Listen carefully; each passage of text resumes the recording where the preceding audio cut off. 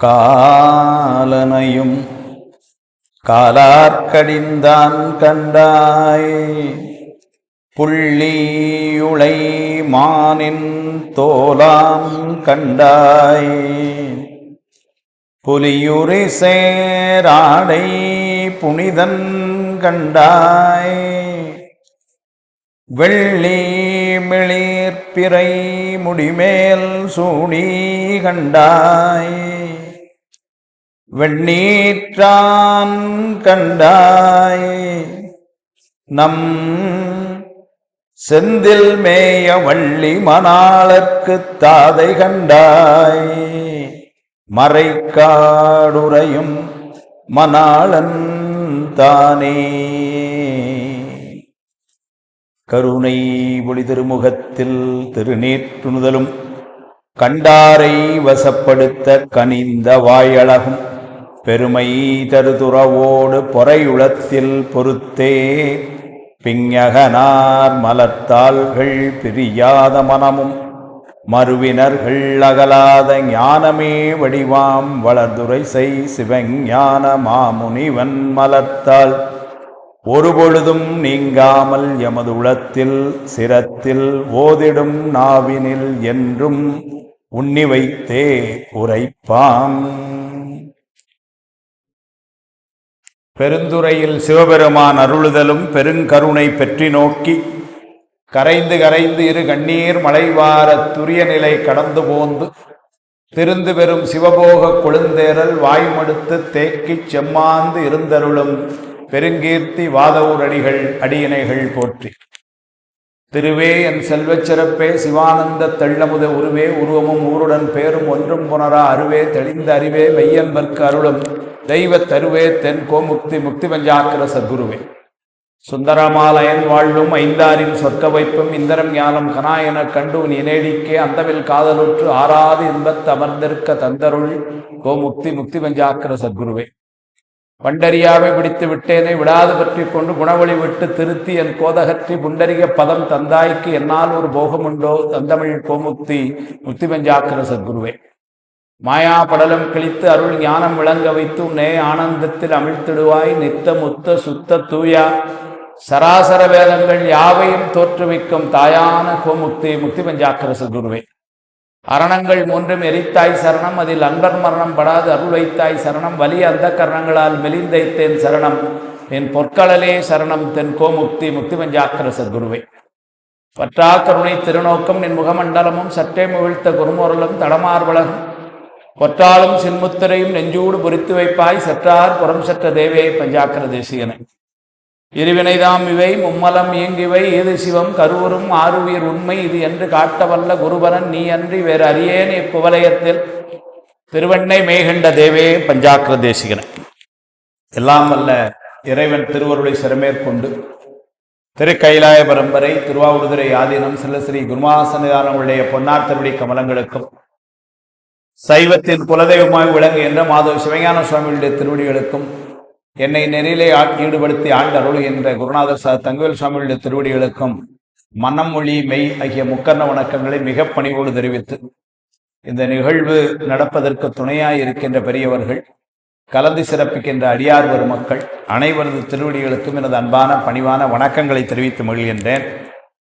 இன்றைக்கு ரொம்ப ஒரு முக்கியமான புனிதமான நாள்.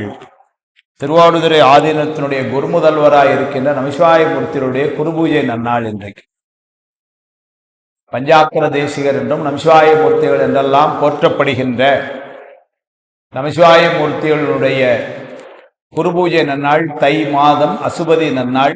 அதனால மகர தலைநாள் என்று சொல்லுவோம். மகரம் என்று சொல்வது 10ஆவதா இருக்கிற மாசம், அது தை மாசம். அதுல முதல் நாள் என அசுபதி நட்சத்திரங்களால முதல், அதனால மகரத்தலை நாள் என்று சொல்லுவோம்.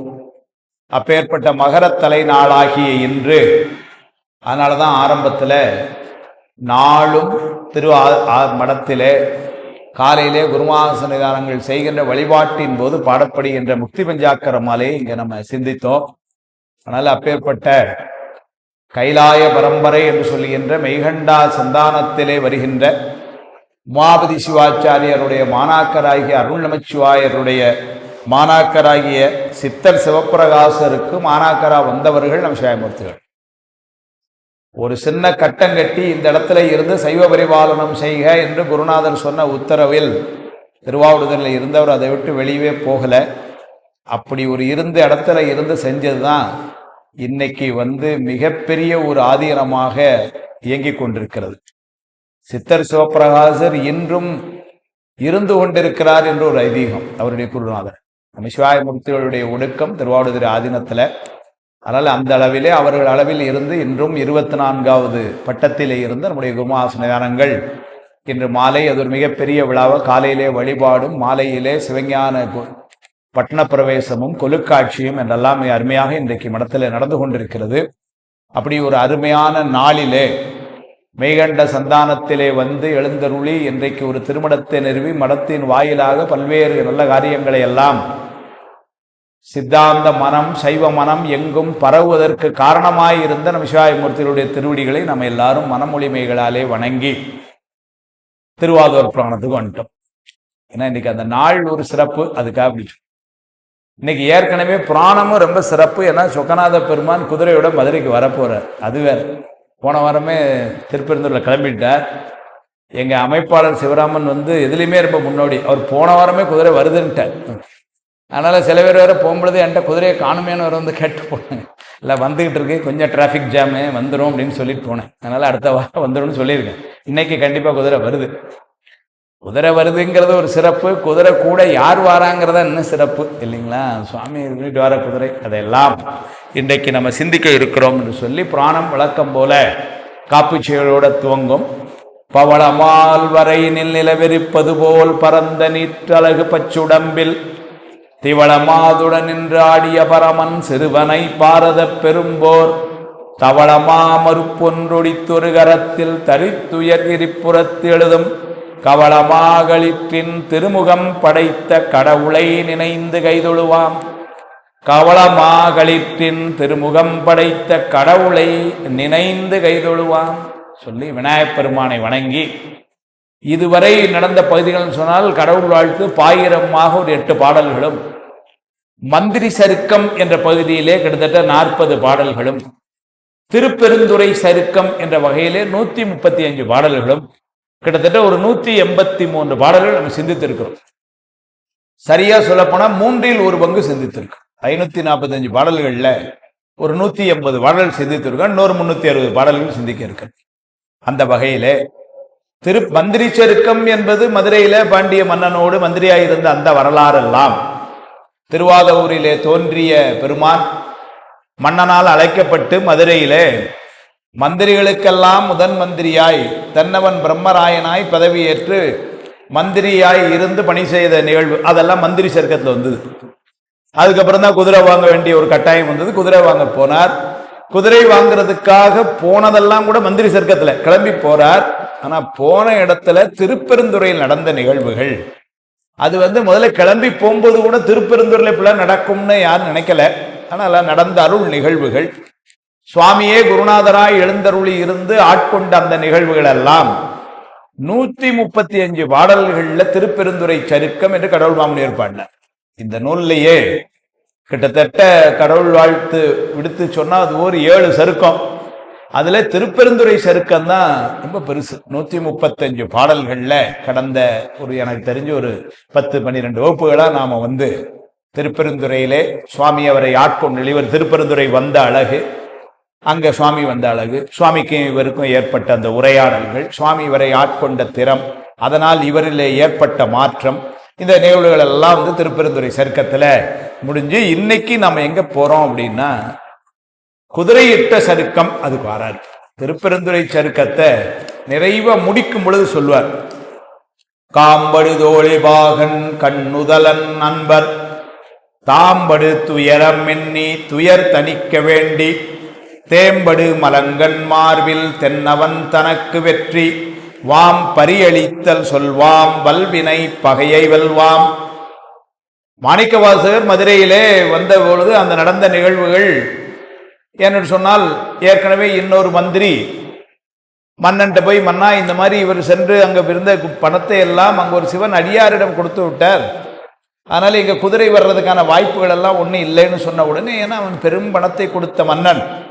ஆனால் அந்த ஆவணி மூலத்தன்னைக்கு இவர் குதிரை வரும்னு சொல்ல, ஆவணி மூலத்துக்கு ஒரு 2 நாளைக்கு முன்னமையே ஒற்றர்களை அனுப்பி அங்கே தூதுவர்களை அனுப்பி அங்கே போய் குதிரை இருக்கான்னு பார்த்துட்டு வந்துருங்கன்னு சொல்லி அவங்க போய் பார்த்துட்டு பெருந்துறை சுற்றிய பகுதிகளிலும் குதிரையெல்லாம் இல்லைன்னு சொல்லிட்டாங்க.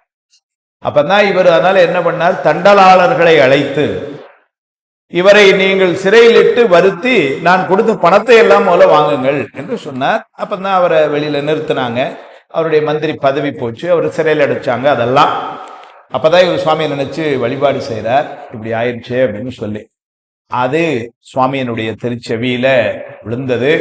இப்ப அதுக்காக சுவாமி அருள் புரிய வாரார். அதுதான் திருப்பெருந்துறை சரித்திரத்துல முடிவுல சொல்றார். காம்படு தோழி பாகன் அப்படின்னா மூங்கில் போன்ற தோழினையுடைய உமாதேவியாருடைய பாகன் சுவாமி. காம்படு தோழி பாகன் கண்ணுதல் அண்ணல், கண்ணுதல் அண்ணல், அவர் நெற்றிக்கண்ணை உடையவர் அண்ணல்.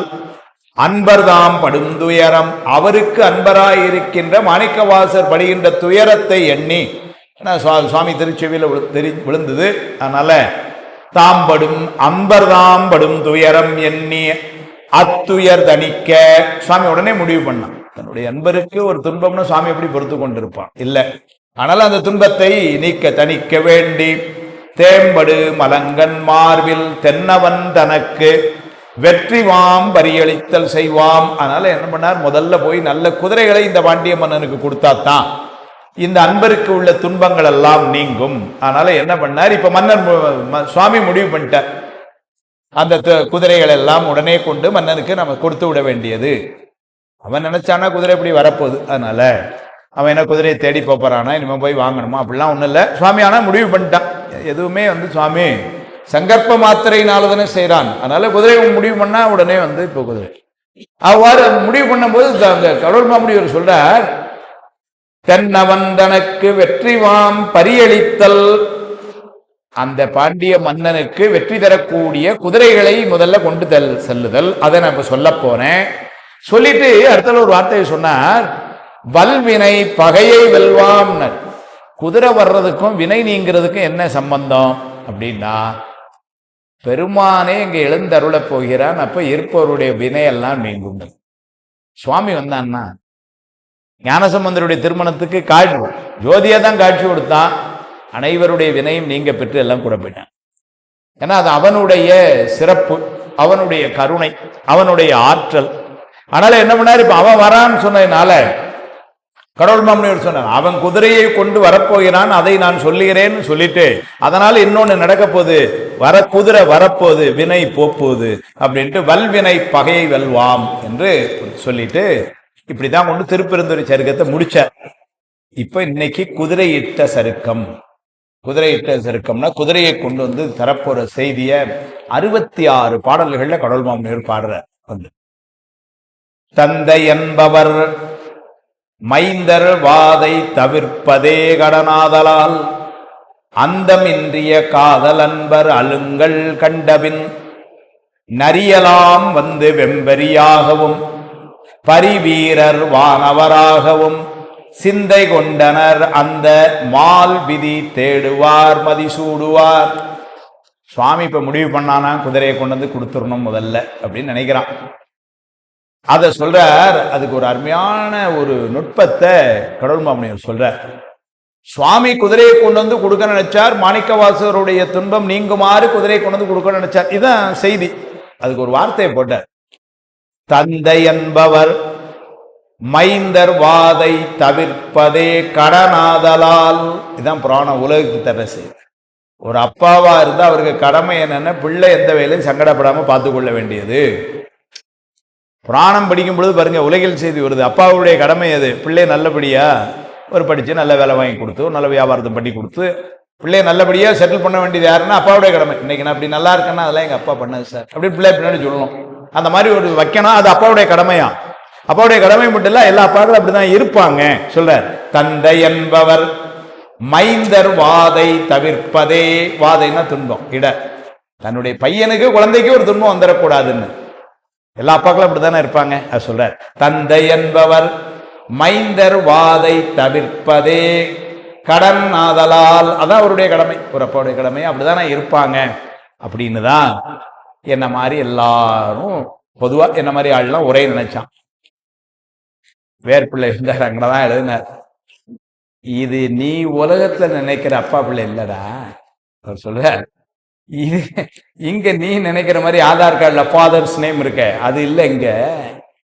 இங்க தந்தை என்பது யாருக்கு தந்தையாம்? நிர்வாண தீட்சை வாங்கி பக்குவத்தால் உயர்ந்த ஞானிக்கு தந்தையாம் சிவபெருமானை பற்றியதுவும், அவ்வாறு உயர்ந்த நிலையிலே நிற்கின்ற ஆன்மாவினுடைய துன்பத்தை போக்குதல் அவன் கடனாம் பற்றி தந்தை என்பவர் மைந்தர்வாதை தவிர்ப்பதே கடன் என்றார் அப்படின்னு. இது உலகத்துல உள்ளது மட்டும் இல்ல, அப்படி தெரியுது பார்க்க. ஆனா இங்க தந்தை என்பது சுவாமிய, அதனால இங்க மைந்தர், அவரு சுவாமினா மைந்தர் யாருன்னாரு? நிர்வாண தீக்கை பெற்று அவனுடைய திருவடியை வணங்கி நிற்பவர்னு எழுதினார். அதான் எழுதுறாரு. இத சொன்னதுக்கு அப்புறம்தான், மேலே சில உரைகளை படிச்சதுக்கு அப்புறம்தான், ஒரு உரை படிக்கும் பொழுது இன்னொரு பாட்டுக்கு உரை புரியுது. சுந்தரமூர்த்தி சுவாமிகள் மலபாடியில பாடும் பொழுது ஒரு சொல் சொல்வார். நால்மேனியனை புளித்தோலையரை கசத்து எல்லாரும் தெரிஞ்சு பாட்டு தான். அந்த பதிகத்துல ஒரு பாட்டு சொல்றார். எந்தையும் எந்தை சரி எம்மான் எம் அன்னை என் தனக்கு எழுத்தனை சார்வாகார். எம்மான் எங்க அப்பா, எம் அன்னை எங்க அம்மா, என் தனக்கு எள்ளளவு சார்வாகார். ஒரு எள்ளளவு கூட எங்க அம்மா அப்பாக்கு எனக்கும் இது இல்லைன்ட்டு. இப்படி இதை ஒரு ஸ்டேட்மெண்ட்டை பதிவு பண்ணிட்டார் பாட்டுல. எம்மான் எம் அன்னை எந்தனக்கு எழுத்தனை சார்வாகார், இம்மாய பிறவி பிறந்தே இறந்து எய்த்து ஒளிந்தேன், மைமாம் பூம்பொழில் சூழ் மலபாடியுள் மாணிக்கமே, அம்மான் உன்னையல்லால் இனி யாரை நினைக்கேனேன்னு. அருளாளர்கள்லாம் இப்படி பதிவு பண்றாங்கன்னா, இன்னைக்கு ஒரு அவசரத்துல ஒண்ணு சொல்லிட்டார் சார் ஒரு தடவை, அப்படிலாம் நீங்க கணக்கில் எடுக்கக்கூடாது அதை அப்படின்னு யாரும் சொல்லிடக்கூடாதுன்னு என்ன பண்ணுவாங்கன்னா, இன்னொரு இடத்துல பதிவு பண்ணி வச்சுட்டு போறாங்க. ஞானசம்பந்தர் கூட என்ன சொல்வார், சரி மாணிக்கவாசகர் சொல்வார், நான் தனக்கு அன்பின்மை நானும் தானும் அறிவோம், தான் என்னை ஆட்கொண்டது எல்லாரும் தாம் அறிவார்னர் ஒரு இடத்துல. பெருமானே, நான் உன் மேல அன்பு வைக்கலைங்கிற செய்தி உனக்கு எனக்கு மட்டும்தான் தெரியும். ஆனா நான் உன் மேல அன்பு வச்சிருக்கிறத உலகம் பூரா வச்சுக்கிட்டு இருக்கான். நீ என்னை திருப்பெருந்து வந்து ஆட்கொண்டது எல்லாருக்கும் தெரியும். பேப்பர்லாம் போட்டான், நியூஸ்லாம் காமிச்சிட்டான். ஆனா உண்மையில நான் மேல அன்பு வைக்கலைங்கிற செய்தி யாருக்கு தெரியும்னாரு? உனக்கு என்ன தந்து. இதே மாதிரி ஒரு செய்தியை கண்ணப்ப நாயனார் பாடத்துல சேக்கலார் சொல்வார். கண்ணப்ப நாயனார் சுவாமி மேல எவ்வளவு அன்பு வச்சாருங்கிறது யாருக்கு தெரியும்தாரு? கண்ணப்பர் அறிவார், காலத்தியார் தாம் அறிவார். அவர் எவ்வளவு அன்பு வச்சாருன்னு, அது உயர்ந்த நிலையில எவ்வளவு அன்பு அவர் வச்சாருங்கிறது அங்க ரெண்டே பேருக்கு தான் தெரியும். கண்ணப்பருக்கு தெரியும், காலத்தி பெருமானுக்கு தெரியும். அது மாதிரி இவர் சொல்றார், நான் அன்பு வைக்கலைங்கிற செய்தி எனக்கும் உனக்கு மட்டும்தான் தெரியும். ஆனா இந்த உலகம் பூரா இப்ப சொன்னா உடனே என்ன மாதிரி ஆள் உடனே என்ன அப்படின்னா, அவரே அன்பு வைக்கவில்லை, பிறகு அவர் எப்படி ஆட்கொண்டார் அப்படின்னு ஒரு கேள்வி கோர்ட்ல கேஸ போட்டான்னு வச்சுக்கோங்க. உடனே இப்ப எங்களுக்கு வக்கீல் ஐயால கூட இருக்காங்க சொல்றாங்க, அது ஒரு டங் ஸ்லிப்புங்க, ஒரு இடத்துல சொன்னது அதெல்லாம் பெருசுபடுத்தக்கூடாது. நீங்க ஒரு அவசரத்துல அப்படி ஒரு சொல்லிட்டார், அதனாலலாம் அப்படின்னு சொல்லக்கூடாது அப்படின்னு சொன்னா அந்த எதிர்கட்சி வக்கீல் என்ன பண்றார்? அடுத்த பாட்டு எடுக்குது. இல்லைங்க, இன்னொரு இடத்துலயும் சொல்லிட்டார், இல்லை நின்களக்கு அன்பதென்கனே ஏலம் ஏலும் நற்குழலி வங்கனே, கல்லை மென்கனி ஆக்கும் இச்சை கொண்டு என்னை நின்களற்கு அன்பன் ஆக்கினாய், எல்லை இல்லை நின் கருணை எம்பிரான் ஏது கொண்டு நான் ஏது செய்யணும், வல்லையே எனக்கு இன்னும் கலல் காட்டி மீட்கவும் அருள்வான. திருச்சதம். இல்லை நின் கலர்க்கு அன்பதென்கனே சொல்லிட்டார், அப்படி சொல்றார். அதனால ஒரு இடத்துக்கு ரெண்டு இடம் அந்த மாதிரி எல்லாம் பதிவு பண்றார். அதே மாதிரி இங்க இவர் என்ன பண்றார், எங்க அம்மா அப்பா அப்படிங்கிற சார்பெல்லாம் இதெல்லாம் இந்த மாய பிறவியில வந்தது, அவங்க மேல எனக்கு எந்த ஒரு பற்றும் இல்லைன்னு சுந்தரர் மலபாடியில பதிவு பண்ணது மட்டும் இல்லாம திரு எதிர்கொள்வாடியில ஒரு குறிப்பு அதே மாதிரி சொல்றார். இதே வார்த்தையை பயன்படுத்தி சொல்றார். தந்தையாரும் தாயாரும் எழுத்தனை சார்வாகார், அப்படியே சொல்றார்.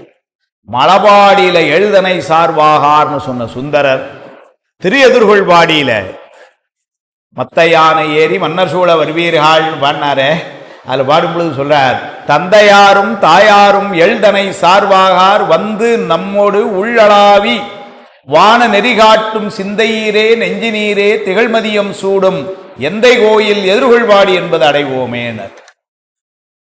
சரி, இந்த 2 இடம் தான் சொன்னாரான்னு புத்தகத்தை திருப்பணும்னு வச்சுக்கோங்க. சுந்தரதாவரத்தை போன முறை வேடிக்கையாக சொன்னேன். எங்கள் சுவாமி சொல்லுவாங்க ஒழுக்கமாக படி. அது மாதிரி கொஞ்சம் ஒழுக்கமாக ராத்திரி உட்காந்து தேடினா கட்சி மேற்றளியில் சொல்றார் ஒரு இடத்துல, அதே இதில் சொல்றார். எவ்வளவு பாடியிருக்காங்க. திருக்கட்சி மேற்றளியில பாடுறார், எம்மான் எம் அன்னை என்று அவர் இட்டு இறந்து ஒளிந்தார். அவங்கெல்லாம் போய் சேர்ந்துட்டாங்க சொல்றார். மெய்மால் ஆயின தீர்த்தருள் செய்யும் மெய்ப்பொருளே கைமாய் ஈரூரியாய் கனமேற்றளி உரையும் பெம்மான் உன்னையல்லால் பெரிதேத்த மாட்டேனே. அப்போ இந்த மாயை சார்பில வந்த இந்த உறவுகளை இங்க தந்தைன்னு சொல்லல. அதுக்காக இதையெல்லாம் மனசுல வச்சுதான் அந்த ஆளு புண்ணியவாளன் வேர்பிள்ளை ஒரே வார்த்தையில அது நிர்வாண தீட்சை வாங்கி பற்றற்ற நிலையிலிருந்து தந்தையாம் சிவபெருமானுக்கு திருவடியில் நிற்பவர்களாம்னு எழுதிட்டான். வெறுமன எல்லாம் இல்லைன்னா என்ன மாதிரி முட்டாள் பொதுவா தந்தை என்பவர் மைந்தை வாதன இந்த உலகத்தை பேசிட்டு இருப்போம். இல்லைங்கிற அதுக்கப்புறம் தான் ஒன்னா ஞாபகம் வருது. அப்பர் சாமிகள் சொல்றார், தந்தையார் தாயார் உடன் பிறந்தார் தாரமார் புத்திரரார் தாம் தாமாரேனர். இவங்கெல்லாம் யாரா உனக்கு வந்தவாரி இங்கனே போமாரி ஈதோ மாயமாம் இதற்கேதும் மகிழ வேண்டாங்கிறார். அவங்கெல்லாம் அவங்கவுங்க வினையை கழிக்கிறதுக்கு ஒரு கணக்கு வாங்கிட்டு வந்திருக்காங்க, கொஞ்ச நாள் இருப்பாங்க போவாங்க. இதில் உனக்கு என்ன மகிழ்ச்சி இருக்கு போட. அப்பர் சாமிகள் அவர் சொல்லுவார் இப்படி உறுதியா. என்னமா சொல்லிட்டார் பாரு. அதுல கூட ஒரு பெரிய நயம் என்னன்னா, அங்க தமிழ் படிச்சவங்களாம் இருக்கிறாங்க, செய்யுள்ங்கிறதுனால வரிசை பெறல சொல்லலாம்னு விதி இருக்கு. ஓடம் சிவிகை உலவாக்கிளி அடைக்க பாடல் பனை தாளம் ஏடெதிர் வெப்பு என்புக்கு உயிர் கொடுத்தல் ஈங்கி விதாம் ஓங்கு புகழ் தென்புகலி வேந்தன் செயல். திருக்களிற்படியார் சாத்திரம். நீங்க பெரிய புராண வரலாறுல பாத்தீங்கன்னா இந்த வரிசையில வரல, ஆனா எங்க வரிசை மாறி மாறி வரும். ஏன்னா விதி இருக்கு. செய்யுளா இருந்தா அப்படி செய்யலாம், ஒரே நடையா இருந்தா வரிசையா தான் எழுதணும். செய்யுள் இப்படி செய்யலான்னு இருக்கு. அப்பர் சாமிகள் எவ்வளவு பெரிய ஒரு அருளாளர் பாருங்க. இந்த இடத்துல செய்யுள்னு இருந்தும் கூட பிறளாமலே என பாட்டமைகிறார். ஏன்னா நாம வருவதற்கு காரணமாய் இருந்த தந்தை, முதல்ல தந்தையார், அப்புறம் யாரு சார்னாரு 10 மாசம் சுமந்து பிடித்து எடுத்து வளர்த்து தாயார், அதுக்கப்புறம் சார் அப்படின்னாரு கூட பிறந்தது 2 அண்ணா ஒரு தங்கச்சி அக்கா, அதெல்லாம் உடன் பிறந்தார். அதுக்கப்புறம் கல்யாணம் ஆச்சுனார் தாரமார். அதுக்கப்புறம் உங்களுக்குன்னு 2 பிறந்தது புத்திரரார். வரிசை இப்படி வச்சாரு. தந்தையார் தாயார் உடன் பிறந்தார் தாரமார் புத்திரரார் தாம் தாமாரே வந்தவார் இங்கனே போமார் ஈதோ மாயமாம் இதற்கேதும் மகிழ வேண்டாம் சிந்தையீர் உமக்கொன்று சொல்ல கேண்மேன் திகழ்மதியும் வாளரவும் திளைக்கும் சென்னி எந்தையார் திருநாமம் நமசிவாயம் என்று எழுவார்க்கு இருவிசிம்பில் இருக்கலாமே. நமசிவாயம்னு சொன்னீங்கன்னா திருவடியில இடம் இவங்களெல்லாம் சொல்லி எல்லாம் இல்லடா போட அப்படின்னு. அது அப்பர் சுவாமிகளுடைய எத்தாயர் எத்தந்தை எச்சுற்றத்தார் எம்மாடும் சும்மாடாம் ஏவர் நல்லார் செத்தால் உதவுவார் ஒருவர் இல்லை சிறுவிறகால் தீ மூட்டி செல்லான் இருப்பார். திருவானைக்கால். ஆனால் அந்த ஒரு அமைப்பு அது அப்படியே நம்மால் மாணிக்கவாசகரும் அருமையா பின்னாடி சொல்ற, உற்றாரை யான் வேண்டேன் ஊர் வேண்டேன் பேர் வேண்டேன். அருமையா சொல்ல. அது கூட எப்ப நடந்திருக்கும் அப்படின்னு வரலாறுல சுந்தரமூர்த்தி ஐயா சொல்றாருன்னா, இந்த மதுரையில இந்த குதிரை வர முன்னாடி இந்த மதுரையில் அவர் சிறையில வைத்து அப்படி இப்படிலாம் ஆகும் பொழுது அப்ப நடுவுல திருவாதூருக்கு போனதாகவும் அவர் அப்படி சொல்றார். அப்ப அந்த ஊர்க்காரங்கள்லாம் அவங்க சொந்தக்காரங்க, என்னடா நடந்தது அதையாவது சொல்லுடா அவங்களாம் ரொம்ப வருத்தப்படுறாங்க. கொஞ்ச நாளைக்கு முன்னாடி நம்ம ஊர் தம்பி மந்திரியா இருக்கிறார் அப்படின்னு எவ்வளவு பெருமைப்பட்டோமோ, இன்னைக்கு அதே நேரத்தில் தினமும் பேப்பர்ல போட்டெல்லாம் போடுதா, ரொம்ப சங்கடமா இருக்கு எங்களுக்கு அப்படின்னு அவங்க சொந்தக்காரங்கள்லாம் நான் தாண்டா உங்க சித்தப்பா ஏன்ட்ட சொல்லிட்டா அப்படின்னு. உற்றாரையான் வேண்டேன் ஒருத்தன் வேணாம். அப்புறம் ஊர் தலைவர், இல்லை தம்பி நாங்கள் இறந்தா இருந்தாலும் இதுவரைக்கும் வாதவூர் பத்தி வெளியே யாருக்குமே தெரியாது, ஆனா நல்லதும் இல்லை கெட்டதும் இல்லைன்னு வாழ்ந்துட்டு இருந்தேன். இப்போ உங்களை வச்சு தினம் பேப்பர்ல கிளிக்கிளின்னு கிளிக்கா நம்ம ஊரை. ஊர் வேண்டேன் பேர் வேண்டேன். அவர் வேடிக்கையா சொல்றார். அவங்க கிளாஸ்மேட் 4 பேர் வந்தாங்க. டேய் ஏன்ட்டியாவது சொல்றா என்னதான் நடந்துனாரு. கற்றாரை யான் வேண்டேன். கற்பனவும் இனியமையும். கற்பனம்னா வீட்டில் வச்சிருந்த புத்தகம்லாம் அதெல்லாம் கொண்டு அடல் வல்ல அறக்கட்டளை கொடுத்துருங்கன்ட்டார். கற்பனவும் இனியமையும். உடனே அவங்க பாட்டி வந்து கேட்டது, என்னதாண்டா வேணும்? எல்லாம் வேண்டாம் வேண்டாம், என்னதாண்டா வேணும் அதையாவது சொல்ற. பாட்டி கேட்டுச்சா, குற்றாலத்து அமர்ந்துரையும் கூத்தா உன் குறைகளற்கே கற்றாவின் மனம் போல கசிந்துருக வேண்டுவனே. அந்த நிலையில தான் இருந்திருக்கிறார். மதுரையில் இருக்கிறார் ஞானசம்பந்த பெருமான். கொஞ்ச நாள் ஆயிருச்சு, சிவபாதம் இருந்தேர் மதுரைக்கு பிள்ளையை பார்க்க வர்றார். ஏன்னா ஊர் ஊராக்கு பாடிட்டே போறாரு. குழந்தை இருந்தாலும் அப்பா இல்ல, அதனால வந்து இப்படா இருக்க கண்ணு தங்கம் அப்படின்னு பார்க்க வர்றாரு. என்ன கேட்டிருக்கணும்? அம்மா எப்படி இருக்காங்க, அம்மா கூப்பிட்டு இல்லையா, எனக்கு அம்மாவை தேடுது, நான் வாரேன் அப்படின்லாம் சொல்லியிருக்கணும். கழுமலை பெருமான் எப்படி இருக்காரு அப்பாட்ட வந்து அப்பாவுக்கே எப்படி இருந்திருக்கும் பாருங்க. அம்மா பத்தி ஒரு வார்த்தை கேட்கல, நீங்க எப்படி இருக்கேன்னு கேட்கல. கழுமலை பெருமான் எப்படி இருக்கிறார் அப்படின்னு தான் வந்து கேட்டு மண்ணில் நான் பாடுறார். இப்படித்தான் அந்த நெறியை காட்டியிருக்கிறேன். அதனால தந்தை என்பது சுவாமின்னா புதல்வனாய் சொன்னாலும் அந்த இல்லை. அதனாலதான் சாத்திரத்துல இதை பார்க்க முடியுது. உண்மை விளக்கத்துல முதல்ல வந்து இவர் கேள்விகள் எல்லாம் அமைச்சு மெய்கண்டார்த்த கேள்விகளை கேட்க விரும்புகிறார். மனவாசம் கிடந்தார், அதனால கேட்கணும் அப்படின்னு வந்து ஒரு அனுமதி கேட்கிறார். அவர் உடனே வந்து என்ன பண்ணார், சரி நான் உனக்கு சொல்றேன் அப்படின்னு இசை தெரிவிக்கிறார். அங்க இசை தெரிவிக்கும்போது என்ன வார்த்தைப்பட்டார் பாருங்க. சரி மாணவனே நீ கேளுன்னு சொல்ல, புதல்வான ஒரு வார்த்தை போட்ட, மகனே நீ கேளுன்னார். அப்படின்னா என்ன அர்த்தம்? சொல்றது சிவபெருமான இருக்க மெய்கண்டார், அவர் தந்தையார், ஞானத்துல உயர்ந்து நிற்கிற மாணவன் இவன், அதனால வந்து இவன் புதல்வன் அப்படிதான் வச்சார். உள்ளபடி இத்தை உரைக்க கேள் உந்தனக்கு வள்ளல் அருளால் என்று வாய்மலர்ந்த தெல்லிய சீர் ஆகமங்கள் சொன்ன அடைவிலே ஆனந்த யோகம் நிகழ் புதல்வா உற்று.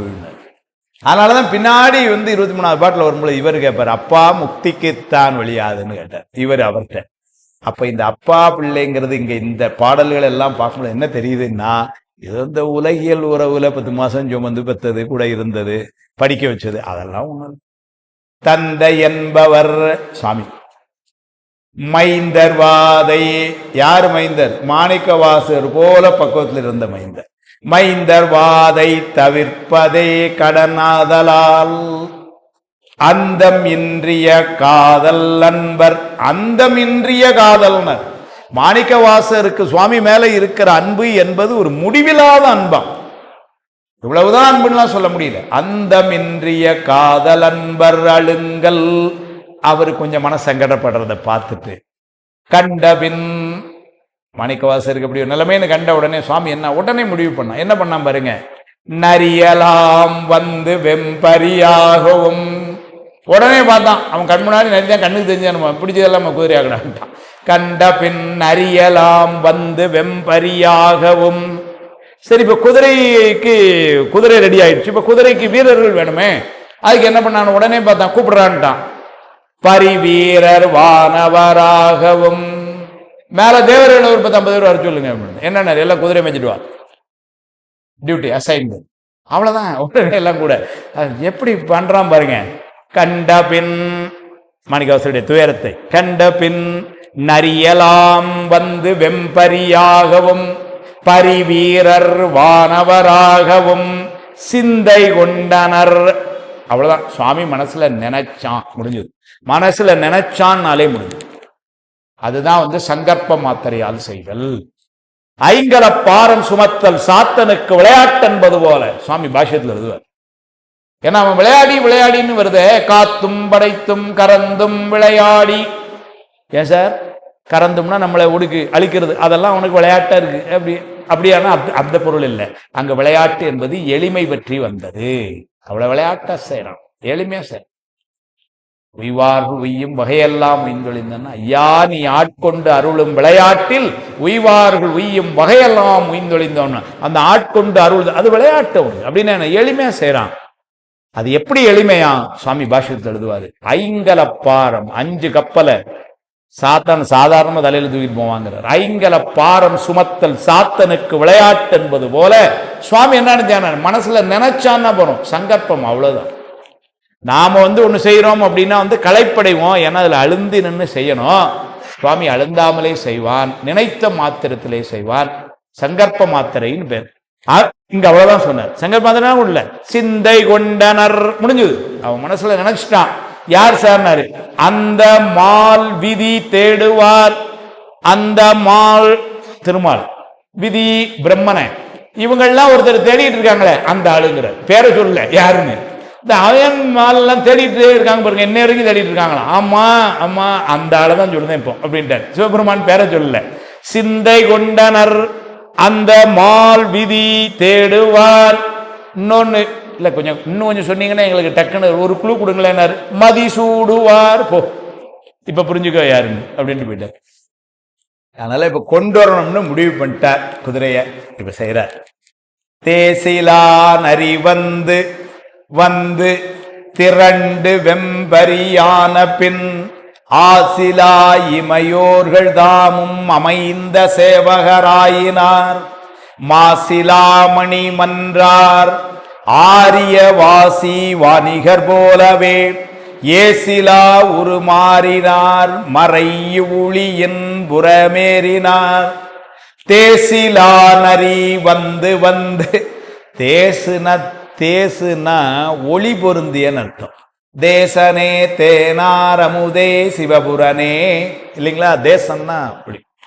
தேசா நேசர் சூழ்ந்திருக்கும் திருவோலக்கம் சேவிக்க ஈசா பொன்னம்பலத்தாடும் எந்தா இனித்தான் இறங்காய். பின்னாடி கோயில் முத்துது பேர்.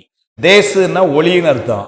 இங்க என்ன போட்டாரு? தேசிலா அப்படின்னா என்னவா? அழகு இல்லாத நரிகளாம். ஏன்னா குதிரை என்பது கொஞ்சம் அழகு, நரிக்கு வந்து என்ன இருக்கு, அதனால நரியை என்ன ஒரு வார்த்தை போட்டாரு? தேசிலா நரி. அழகில்லாத நரியெல்லாம் பிடிச்சி அழகான குதிரை ஆக்கிவிட்டான். இதுதான் சுவாமி பண்ற வேலை. எதுல இருந்து எதை வேணாலும் பண்ணுவான். மாணிக்கவாசர் அதான் சொல்றாரு, இந்த கல்லை பிசைந்து கனியாக்கின்னு தண்டமணி தேசியத்துக்கு அதுக்கு வந்து ஒரு பக்கம் எழுதுறான் அந்த ஆளு. கல்லை பிசைந்து கனியாக்கிங்கிறதுக்கு அந்த ஒரு வரி கூட இல்ல, முக்கால் வரிக்கு ஒரு பக்கத்துக்கு அந்த ஆளு எழுதுறாரு. என்ன சொல்றாரு? கல் என்பது திடமானது, கனி மென்மையானது. கல் என்பது சுவையானது. சரி, கல் என்பது சுவை இல்லாது, கனி என்பது சுவையானது. கல் உணவாகாது, கனி உணவாகும். கல் மருந்தாகாது, கறி மருந்தாகும். இவ்வாறு எந்த வகையிலும் தொடர்பில்லாத கல்லை கனியாக்குகின்ற வித்தை அவன் ஒருவனுக்கே உரித்தாம். அதைத்தான் கல்லை பிசைந்து கனியாக்கினர். இத பின்ன முருப்பல ரத்தனம் செட்டியார் எழுதுவார். அந்த கல்லை பிசைந்து கனியாக்கி பிடிச்சுக்கிட்டார் அவர். அது எதுக்கு இப்படி செஞ்சான், எதுக்கு இப்படி செஞ்சான்னு கேட்கிறாரு. இப்படி செஞ்சான் வந்து கல் மனசை கரைச்சாங்கிறதுக்கு அவர் சொன்ன உவமை. கல் மனசை கரைக்கிறதுக்கு அவர் சொல்றாரு. செட்டியார் எழுதுறாரு, திருவாசகச்சுவைன்னு ஒரு புத்தகம் எழுதுகிறார். ரொம்ப அருமையான ஒரு புத்தகம். உண்மையில கிடைச்சா படிங்க. ரொம்ப அருமையான, எளிமையா எழுதியிருக்கார், நல்லா எழுதியிருக்கார். அவர் சொல்றாரு, சிவஞான மாபாடியத்துல 2ஆம் சூத்திரத்துல சுவாமி ஒரு செய்தி சொல்வார். இறைவன் ஐந்தொழில் செய்வது யாருக்காகன்னு ஒரு கேள்வி கேட்பார். கேட்டுட்டு 3 சாய்ஸ் கொடுக்கிறார். தன் பொருட்டோ பிறர் பொருட்டோ வீணோ எனின் அப்படின்னு கேட்கிறார். இப்பதான் இவன் வந்து அப்ஜெக்டிவ் டைப் ஏபிசி இல்லைங்கிறான். அதெல்லாம் எங்கால் அன்னைக்கே கொண்டு வந்தாரு. எங்க சுவாமி மாபாடியத்துல அன்னைக்கே கொடுத்தது. அதான் இப்ப இவன் காப்பி அடிக்கான். டிக்கெட் ஏதாவது ஒண்ணுங்கிறான். அவர் முதல்ல சாய்ஸ் கொடுத்தார். இறைவன் ஐந்தொழில் செய்வது யாருக்காக? தன் பொருட்டோ பிறர் பொருட்டோ வீணோ எனின். தன் பொருட்டு அதனால் ஆக கடவுது பயன் ஒன்றும் இல்லையாம், அதனால் தன் பொருட்டு இல்லைன்ட்டார். அவனுக்கு அதனால ஒன்றும் பயன் இல்லை. பிறர் பொருட்டம் சொல்ல முன்னாடி வீணோக்கு சொல்றாரு. வீணோங்கிறதுக்கு என்ன எழுதுறாரு? இந்த மானுடர்கள் செய்கின்ற செயல்கள் கூட எதுவும் வீணா செய்வது இல்லையா.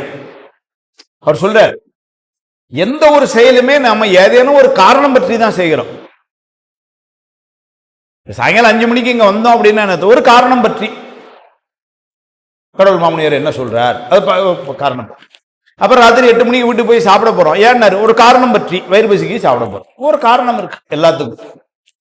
தும்முதல் ஆவித்தல் முதலாயின காரணம் பற்றியேன்னு எழுதுவார். ஒரு தும்மல் போட்டோம்னு வச்சுக்கோங்க, அது கூட ஏதோ ஒரு காரணம். இந்த உடம்புக்கு ஒவ்வாத ஏதோ ஒரு சின்ன தூசு மூக்குக்கு வருதுன்னா கூர்கன்கிற வாயு அங்க நிக்குது, தசவாயில ஒண்ணு. அது அந்த தூசியை வெளியே தள்ளுது, அது வந்து தும்மல். காரணம் இருக்கு. கொட்டாய் விடுறோம், அதுக்கு ஒரு காரணம் இருக்கு. நுரையீரலுக்கு கூட கொஞ்சம் காத்து தேவைப்படுதுன்னு ஒரு கொட்டாய். இந்த மாதிரி பேசிட்டு இருக்கும்போது முன்னாடி இன்னும் கொட்டாய் விட்டா எனக்கு ஒரு காரணம் தெரியும். ஓ, என்ன புரிஞ்சுக்கிட்டேன் நான். எல்லாத்துக்கும் காரணம் இருக்கு இல்லைங்களா? இது அது கூட அதில் வேடிக்கையாக ஒன்று எழுதுவார். அது அவரே சுவாமியே கேள்வியும் கேட்பார். சரி, இந்த குழந்தைகள் எல்லாம் சிறு தேர் உருட்டி விளையாடுது, அதுக்கு என்ன காரணம் அப்படிம்பார். ஏன்னா இந்த இப்பதான் ரிமோட் கார்லாம் வந்தது. அவர் காலத்துல கயிறுல கட்டி செப்பு தேரை தான் எழுத்து விளையாடும். அப்படி தேர் இழுத்து விளையாடுது, அதுக்கு என்ன காரணம் அப்படின்னு அவரே கேட்டுப்பல் சொல்றார். சுவாமி குலதெய்வம்னா குலதெய்வம். அவர் சொல்றாரு, நாளை நாட்டு மன்னராகலாம் என சோபான முறையால் பயிற்சி பெறுதலாம்னு எழுதினார். சோபானம்னா படிப்படியா, நாளைக்கு நாட்டு மன்னராய் தேர் ஓட்டணுமா, அதுக்கு இப்பவுமே ட்ரைனிங் எடுத்துட்டு இருக்குன்னு போடா போ அப்படின்னு சொல்லிட்டு அடுத்த ஒரு வார்த்தை போடுவாரு. அது குழந்தைக்கு களி பேர் வகை பயப்பித்தலாம். குழந்தைக்கு அது ஒரு பெரிய மகிழ்ச்சியை கொடுக்குது. இப்படி எல்லாத்துக்கும் ஒரு காரணம் இருக்குன்னு எழுதுவார். எழுதிட்டு அவரே கேட்பார், சரி சார், இப்ப திடீர்னு ஒரு ஆளு அங்க நம்ம வெளியே ரோட்ல பாக்குறோம், நேரம் வந்து சட்டையை கழட்டி டர்ன்னு கிழிக்கான், இதுக்கு என்ன காரணம் சொல்லுவீங்க? பித்த தொழிலோடு ஒக்கும் என ஒளிகள். அது பைத்தியாரத்தனம், அதுக்கு வந்து காரணம் சொல்ல முடியாது. அப்ப அப்படி சொல்லி பித்தர் தொழிலோடு ஒக்கும். அப்ப எதுனாலும் ஒரு காரணம் பற்றி இருக்குன்னு சொல்லிட்டு என்ன சொல்வார், மானுடர்களாகிய நாம் செய்கின்ற செயல்களே ஏதேனும் ஒரு காரணம் பற்றி நிகழ்வதால் பெருமான் செய்கின்ற செயல்கள் காரணம் பற்றியே இருக்கும், வீணோ என்பது அல்ல அப்படின்னு எழுதுவார். செட்டியார் அந்த பாயிண்ட் எடுத்துக்கிட்டு முப்புறம் எரித்தான்ல, ஆமா, முப்புறம் எரித்ததுக்கு மேருமலையை வில்லா வளர்ச்சானா, ஆமா. அம்பு விட்டானா, இல்ல விடல. அப்ப அம்பு விடலைன்னு அவனுக்கு முதல்ல தெரியாதா? அவனுக்கு தெரிஞ்சிருக்கும். அம்பு விட போறதில்லைன்னு முடிவு பண்ணா எதுக்கு மேருமலையை வில்லா வளர்ச்சான்? காரணம் இல்லாம தானே செய்யறான்ட்டு சொல்லிட்டு செட்டியாரே காரணம் எழுதுவார். கல்லை பிசைந்து கனியாக்கி அந்த பாட்டை எடுத்துக்கிட்டு இலக்கிய சுவையில் எழுதுவார். நாளை நாட்டிலே மணிவாசகன் என்று ஒருவன் பிறப்பான், அவனுடைய மனம் கல் போன்றது, அதையும் பிசைந்து கனியாக்க வேண்டும் என்ற கருணையினால் மேருமலையை வில்லாக வளைத்து ஒத்திகை பார்த்தான் போலும் எழுதணும். எங்கிருந்து எங்கெல்லாம் கனெக்ஷன் பாருங்க. மாபாண்டியத்திலிருந்து இந்த கேள்வியை கொண்டு வந்து அதை இங்க கொண்டு வந்து வச்சு திரு அம்மானை பாட்டை உள்ள கொண்டு வந்து அப்புறம் தன்னுடைய கருத்து சுவைக்கு. நாளை மணிவாசன் ஒருவன் பிறப்பான், அவனுடைய மனம் கல் போன்றது, அதையும் பிசைந்து கனியாக்குவதற்காக மேருமலையை வில்லாக வளைத்து ஒத்திகை பார்த்தான் போலும் எழுதிட்டான்.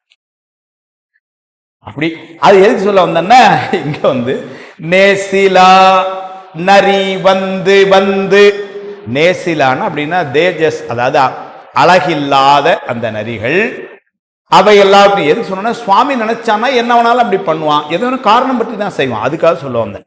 நேசிலா நரி வந்து திரண்டு, இல்லையா, வந்து வந்து திரண்டு. ஏன்னா சுவாமி கூப்பிடுதானோட நரி முன்னால ஒண்ணு கொண்டு முன்னாடி ஓடியாதான், நான் வாரேன் நீ வாரேன்னு. இப்ப நம்ம வேலை செய்யறதுக்கு உணர்த்த கூப்பிட்டோம்னு வச்சுக்கோங்க, இருக்கவங்களாம் பின்னாடி பார்க்க போறோம் இல்லைங்களா? நம்ம பிள்ளைகளே இருக்கணும்னு வச்சுக்கோங்க, அப்பதான் புத்தகத்தை எடுத்து படிக்க உட்காடுறான் நம்ம பிள்ளை. இவ்வளவு நேரம் படிக்க இல்லைன்னா அப்பா ரேஷன் கடை கூப்ப சொல்லி எனக்கு உயிர் எடுத்துருவார் நம்மளை அப்படின்னு ரொம்ப தெளிவா இருக்கான். ஆனா அந்த நரியெல்லாம் எப்படி இருக்கு, ஐயோ சாமி கூப்பிடுறாரு, அதனால வந்து பிள்ளை எழுதுறாரு, அதனால வந்துன்னு சொல்ல, வந்து வந்து ஒண்ணுக்கு ஒண்ணு முந்திட்டு வருதான், நான் நீனு. நேசிலா நரி வந்து வந்து திரண்டு வெம்பரியான பின் எல்லாம் குதிரையா மாக்கி வச்சு, all foxes now turned as horses, எல்லாம் ஜாம். அதுகளுக்கே ரொம்ப சந்தோஷமா இருக்கணும், அழகில்லாம நம்மள இப்படி ஆக்கிட்டானா இப்படி அப்படின்னு சொல்லி ரொம்ப சந்தோஷப்பட்டு போல. அதனால திரண்டு வெம்பரியான பின் ஆசிலா இமையோர்கள் தாமும், குற்றமில்லாத இமையோர்கள் அப்படின்னாரு. இதெல்லாம் எங்களுக்கு சிவஞான சுவாமிகள் காட்டுற ஒரு மார்க்கம் உரையில அவர் தான் சொல்லுவாரு. குற்றமில்லா இமையோர்கள் சொன்னா அப்ப குற்றமுள்ள இமையோர்கள் ஒருத்தர் இருக்கானாம்பர். சுவாமியினுடைய உரையில சிவஞான சித்தியாருக்கு உரை எழுதுறார் சுவாமி. அதுல சொல்ற சிவஞான சித்தியார், சக்திதன் வடிவே தடையிலா ஞானமாகும் சித்தியார் பாடி. அதுக்கு சுவாமி உரை எழுத ஆரம்பிக்கார். சக்திதன் வடிவே தடையிலா ஞானமாகும் உரை ஆரம்பிக்கும் பொழுதே தடையிலா ஞானம், எனவே தடை உள்ள ஞானம் ஒன்று என்பது பெற்றாம். ஞானத்துக்கே தடையா அப்படி எழுதிட்டாரு. தடை உள்ள ஞானம் அப்படின்னு போட்டு அதுவே திரோதானமாம், மறைத்தல் சக்தி. அது அவனுடைய ஞானம் தான், ஆனா இங்க மறைத்தல் செய்து, ஆனாலும் அது தடை உள்ள ஞானம், அருள் சக்தி தடையில்லா ஞானம் அப்படின்னு எழுதுவார். அது மாதிரி இங்க வந்து அப்ப ஆசிலா இமையோர்கள்னா அப்ப ஆசுடைய இமையோர்கள் காணாரு. இமையோர்கள் குற்றம் பொருந்தியவர்கள், இமையோர்கள் குற்றம் பொருந்தியவர்கள். ஏன்னாரு அவங்க சுவாமிகிட்ட வழிபாடு செய்யும் பொழுது என்ன வழிபாடு செய்யறாங்களா, எல்லாரும் என்ன வணங்கணும்னு வழிபாடு செய்யறாங்களா. வாழ்த்துவதும் வானவர்கள் தாம் வாழ்வான் மனம் நின்பால் தாழ்த்துவதும் தாம் உயர்ந்து தம்மையெல்லாம் தொழ வேண்டி திருவாசகம். ஆனால் அவங்க சுவாமிகிட்ட போய் வணங்குறதே என்னன்னா, சுவாமி என்ன கொஞ்சம் இப்படி இதே லெவலில் வச்சிருங்க, எல்லாரும் நம்மளை வந்து இல்லைன்னா ஒரு வேலை என்ன மதிக்க மாட்டான், கொஞ்சம் பார்த்துக்கங்க அப்படின்னு வணங்குறாங்களாம். பிறர் தன்னை வணங்க வேண்டும்னு ஒரு நினைப்பு இருக்குன்னாலே அது பாருங்க. அதனால அவங்களெல்லாம் ஆசு உடையவர்கள். இவங்க அதுல சுவாமி செலக்ட் பண்ணியிருக்கிறான் ஆசிலா இமையோர்கள். எல்லா இமையோரையும் கூப்பிடலையா. இந்த குதிரைக்காக ஒரு 50 பேர் வேணும். அந்த 50 பேர் யாருங்கிறத சுவாமி எப்படி எடுத்திருக்கிறான். சுவாமி கூட வந்து குதிரையில வரணும்னு ஒரு தகுதியில இருந்தான்னாலே அவன்லாம் எப்படிப்பட்ட தேவரா இருந்திருப்பான். ஏன்னா சுவாமி முன்னாடி போக அதுல பின்னாடி குதிரையில அவன் வாரான்னா அவன் எவ்வளவு தகுதியுடையவனா இருக்கணும். அதான் அதை சொன்னார். ஆசிலா இமையோர்கள் தாமும் அமைந்த சேவகராயினார். குதிரை ரெடி ஆயிட்டு குதிரை சேவர்களும் இப்ப ரெடி ஆயாச்சு. நரியெல்லாம் பிடிச்சு குதிரையாகனா, தேவர்களை எல்லாம் பிடிச்சு இப்ப வீரர்கள் ஆக்கிட்டான். வந்து மாசிலாமணி மன்றார். மாசிலாமணி சுவாமி. அது கூட என்ன நயம் வருங்க. ஒரு ஓமையை கையாளும் பொழுது தமிழ் இலக்கணத்துல ஒரு நெறியில போகணும். அது இலக்கணம். உதாரணத்துக்கு இப்படி அழகுடைய, இப்படி அழகுடைய அப்படின்னு சொன்னா அடுத்தால நம்ம ஓமை போடாமலே ஒரு பொருளை சொல்லிட்டாலே அதே போல அழகுடையன்னு பொருள் ஆயிடும். அல்லது அழகில்லாத அப்படின்னு முதல்ல ஒன்று 2 சொல்லிட்டு 3வது ஒரு பொருளை சொன்னா அதே போல இதுவும் அழகில்லாதங்கிறது பொருள் ஆயிடும். இங்க என்ன பண்ணார், முதல்ல நேசிலா நரி அப்படின்னார். அழகில்லாத நரி. சரி, தேவர்கள் அழகில்லாதவர்கள் சொல்ல ஆசிலா அப்படின்னா குற்றம் இல்லாத. அப்ப ஏற்கனவே குற்றம் உள்ளவர்கள் இருக்கு, அது ஆயிடுது. அப்ப நரி அழகில்லைன்னு ஆயிடுது, தேவர்கள் குற்றமுடையவர்கள் ஆயிடுது. இப்ப சுவாமியை சொல்லணும். கடவுள் மாமணியை பாருங்க, மாசிலாமணி, குற்றமே இல்லாத பெருமான். அந்த வார்த்தையை அங்க அதுக்குத்தான் மாசிலாமணின்னு கொண்டு பட, இல்லைன்னா பிறை தாங்கியவன் கங்கை கடையில் வைத்தவன் ஏதோ ஒன்று சொல்லியிருக்கலாம். வார்த்தை எப்படி கொண்டு பட்டார், மாசிலாமணி. ஏன்னா சுவாமி தான் வந்து மாசிலாமணி வந்து சுவாமி தான். திருவாவூர் சுவாமி திருநாமமே மாசிலாமணி இல்லைங்களா. அதனால மாசிலாமணி மன்றார். மன்றரார்னா வந்து மன்றத்திலே ஆடுபவர் அப்படின்னா வந்து மன்றம் என்பது நடனமாடுற இடம், அது தில்லைய. இது பாண்டிய நாடு என்பதனாலே குற்றாலம் சித்திர சபையை கொள்ளலாம் அப்படின்னு இவர் உரை எழுதுறார். ஏன்னா இது வந்து பாண்டிய நாட்டில் நடக்கிறதுனால குற்றாலத்தில் இருக்கிற சித்திர சபையை கொள்ளலாம் அப்படின்னு வந்து எழுதிட்டார். பொருள் இருக்கட்டும். மன்றம்னா நடனமாடுறவர். ஆரிய வாசி வாணிகர் போலவே. ஆரிய நாட்டில இருந்து குதிரைகள் வருதான். வாசினா குதிரை. ஆரிய நாட்டில் இருந்து ஒரு குதிரை வியாபாரி எப்படி இருப்பானோ அதே மாதிரி வந்தாராம் இவருடைய உருவம். ஏன்னா தேவர்கள் எப்படி ஆயிட்டாங்கன்னா குதிரை வீரர்கள் ஆயிட்டாங்க. நரியில எப்படி ஆயிட்டா குதிரை ஆயிட்டு. இவன் எப்படி இருந்தான், பிறை சந்திரன் கங்கை எப்படி மான் மழு இப்படி வந்தானா. அப்படி வரல, அவன் எப்படி வந்தான்னாரு. ஆரிய வாசி வணிகர் போலவே ஏசிலா உரு மாறினார். ஏசிலா உருன்னு ஒரு வார்த்தை விட, ஏசுதல் அப்படின்னா வந்து இகழ்தல். அது பாண்டி நாட்டு சொல்லு. யாரையும் வந்து இது பண்ணோம்னா ஆமா ஏசுறது அப்படின்னா வந்து இகழ்தல். இங்க கொங்கு நாட்டில் அந்த சொல்லலாங்க இல்லை. இங்கதான் யாரையும் நீங்க ஏசவே மாட்டீங்களா, அப்புறம் எங்க அந்த சொல்லுக்கே வேலை இல்லையே. அங்க எங்க ஊர்ல சரியா படிக்கலைன்னா கூட திட்டுவாங்க. உடனே வந்து ஆமா அம்மா என்ன ஏசிட்டு இருக்கு அப்படின்னு நம்ம சொல்லுவோம். ஏசன் அப்படின்னா ஏசுன்னு இகழ்தல். சுவாமியினுடைய உரு எப்படி இருக்குன்னாரு. அவருடைய உருவம் அப்படி குதிரை வீரரா மாறின உடனே ஏசிலா உரு அப்படின்னா எந்த குற்றமும் இல்லாமல் புகழுக்குரிய. அவன் குதிரை வீரரா வரும் பொழுதும் அப்படிதான் இருக்கிறான். இப்ப நம்ம செல்லங்கள்ல சொல்லுவோம், சரி இந்த கெட்டப்ப உங்களுக்கு நல்லா இல்லை சார், இதில் சார் நீங்க பேண்ட் ரொம்ப நல்லா இருக்கு, வேட்டி கட்டினா உங்களுக்கு அவ்வளவு எடுக்க மாட்டேங்க அப்படி நம்ம இந்த உலகத்துல ஒருத்தருக்கு நம்ம ஒன்றும் சொல்லுவான். ஆனா சுவாமி எந்த கெட்ட போட்டாலும் அதுல டாப்பா தான் இருக்கிறான். அதனால சொன்னார் ஏசிலா உரு மாறினார். அந்த உருவத்துக்கு மாறிட்டார். மறை இவுளியின் புறமேறினார். இவுளினா குதிரைன்னு அர்த்தம். குதிரைங்கிறதுக்கே எவ்வளவு வார்த்தைகளை இதுல பயன்படுத்துறாருன்னா, நான் நேத்து இரவு உண்மையிலே கொஞ்ச நேரம் பொழுதுவாமன் இல்லை, இதுக்காக உட்காந்து தேடிட்டு இருந்தேன் 2-3 நாளா. எவ்வளவு வார்த்தைகளை இதுல பயன்படுத்தி இருக்காருன்னு. பாடலம், கோடகம், வன்னி, குதிரை, பரி, கந்துகம், இவுளி, இவ்வளவு நான் தேடி இருக்கேன். இன்னும் எத்தனை இருக்கோ தெரியல. புரியுமா மாதிரி தமிழ் நல்லா படிச்சவங்க பார்த்தாங்கன்னா இன்னும் கிடைக்கும். இதுவரைக்கும் நான் கண்டுபிடிச்சது. அப்போ இவ்வளவு வார்த்தைகளை இங்க உள்ள ஒரு குதிரைங்கிறது இவ்வளவு பயன்படுத்துறாரு. ஆனால் இங்க இவுளினார். இவ்வளவு நாள் இது வரைக்கும் இந்த 135-180 பாட்டுல இவுளிங்கிற வார்த்தை சொல்ல, இங்க இவுளின்னு ஒரு வார்த்தை போட்டார். ஏசிலா உரு மாறினார், மாறி மறை இவுளி என்புறம் ஏறினார். மறை இவுளினார். வேத குதிரையில சுவாமி ஏறினான். அவன் ஏறின குதிரை வேதம், வேத குதிரை. அது சொல்றார். ஏசிலா உரு மாறினார், மறை இவுளி என்புறம் ஏறினார். இப்ப எல்லாம் ரெடி. நரிகள் எல்லாம் குதிரை ஆயிட்டாங்க. வானவர்கள் குதிரை வீரர் ஆயாச்சு. நம்மாள் குதிரை வீரன், அவனும் மேக்கப்பை மாத்தியாச்சு. மாத்தி அவனு ஒரு குதிரையிலேயே ஏறியாச்சு. எந்த குதிரை? வேத குதிரையில. அவங்கெல்லாம் அவங்களுக்கு கொடுக்கப்பட்ட குதிரை எல்லாம் ரெடி. இப்போ சொல்ற சேடு கொண்டு திரண்டு வீரர் 2 ஞாங்கர் சிறக்கவே ஊடி எழுந்து களிம்பர் எங்கனும் உம்பரும் கிளர் எய்தவே கோடுடன்றி விம்ம நீடிய கடல் கூடல் சூழ் மதில் வாயில் வாய் ஆடல் வெம்பரி கொண்டு சென்றனர் ஆதியார் உமை பாதியார். மதுரை கிளம்பியாச்சு. இதுதான் கிளைமேக்ஸ். குதிரையை கொண்டுட்டு கிளம்புறாங்க. யாரெல்லாம்? சேடு கொண்டு திரண்டு. சேடுனா குதிரைக்குள்ள சவுக்கு. எல்லாரும் கையில அந்த குதிரைக்குள்ள சவுக்கு வச்சுக்கிட்டு வானவர்கள் எல்லாம் சேடு கொண்டு திரண்டு வீரர் 2 ஞாங்கர். ஞாங்கர்னா பக்கம்னு அர்த்தம். ஞாங்கர்னா 2 பக்கமும் அப்படியே 2 ரூபா கிளம்பி வராங்க. 2 ஞாங்கர் சிறக்கவே நன்றிங்க. ஊடி எழுந்து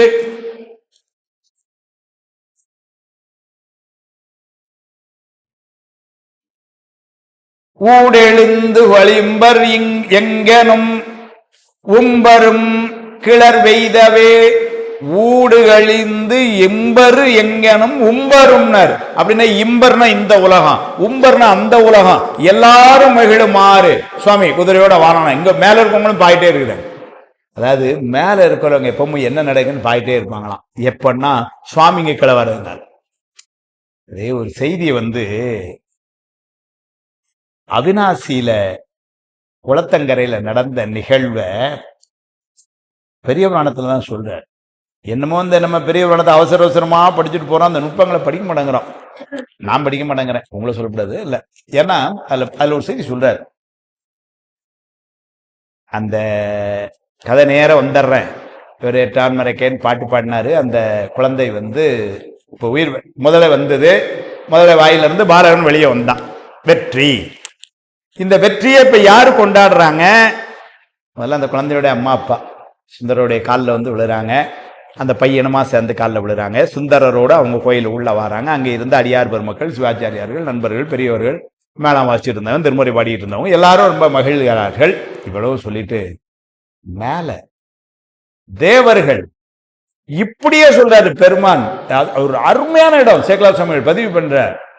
தம்முடைய உத்திரியம் களைந்து கொண்டாடிங்கிறாரு. உத்திரியம்னா மேலாடை. அத மேலாடை கழட்டி சுத்தி ஜெயிச்சாண்டா நம்மாளு அப்படின்னு தேவர்கள் கொண்டாடிட்டு இருக்கிறாங்களா சுந்தரருடைய இந்த இதை பார்த்து. நீங்க என்னமோ லார்ட்ஸ் கிரவுண்ட்ல சரவ கங்குலி சுத்தின பேசிட்டு இருக்கிறீங்க. முதல்ல சுத்தினது யாரு? எங்க தேவர்கள். சார் உத்திரியம் களைந்து கொண்டாடின்னு ஒரு வார்த்தை போட்டார் சார். தேவர்கள் தங்களுடைய மேலாடையை கழட்டி சுத்தி சுந்தரருடைய பெருமையும் சுந்தரருக்காக சுவாமி செய்த அருளிப்பாட்டையும் கைகொட்டி மகிழ்ந்து கொண்டிருக்கிறார்கள் தேவர்கள். அவங்க எல்லாரும் மேல ஏதோ ஜாலியா இருக்கானோ சார், இல்ல இங்க என்ன இருக்குன்னு தான் பார்த்துட்டு இருக்கான். அதனால இங்கே சொன்னார் ஊடெழுந்து களிம்பர் எங்கனம் உம்பரும் கிளர்வெய்தவே. அப்ப இங்க உள்ள மக்களும் மகிழ்ந்தார்கள், தேவர்களும் மகிழ்ந்தார்கள். அப்படி கோடென்று விம்ம நீடிய கூடல் மதில் வாயில் வாய். கூடல் மதில் மதுரையினுடைய புறம், அந்த பகுதியில வாயில் உள்ள நுழையிற வாய். ஆடல் வெம்பரி கொண்டு சென்றனர். அந்த குதிரைகளை கொண்டுட்டு யார் சார்னாரு? ஆதியார், முதல்வன் அர்த்தம். ஆதியார்னா சுவாமி, முதல்வன்.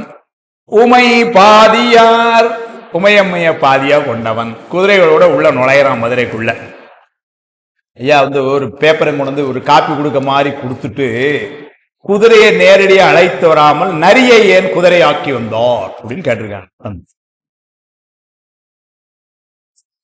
சுவாமியுடைய திருவருள். அவன் வந்து அவன் குதிரையா வந்து அவன் குதிரையை கொண்டு வந்துன்னு அவ்வளவு கூட வேண்டாம். இவ்வளவு காலம் தாழ்த்தவோ இவ்வளவு இதுவோ அவன் செய்தே இருக்க வேண்டாம்.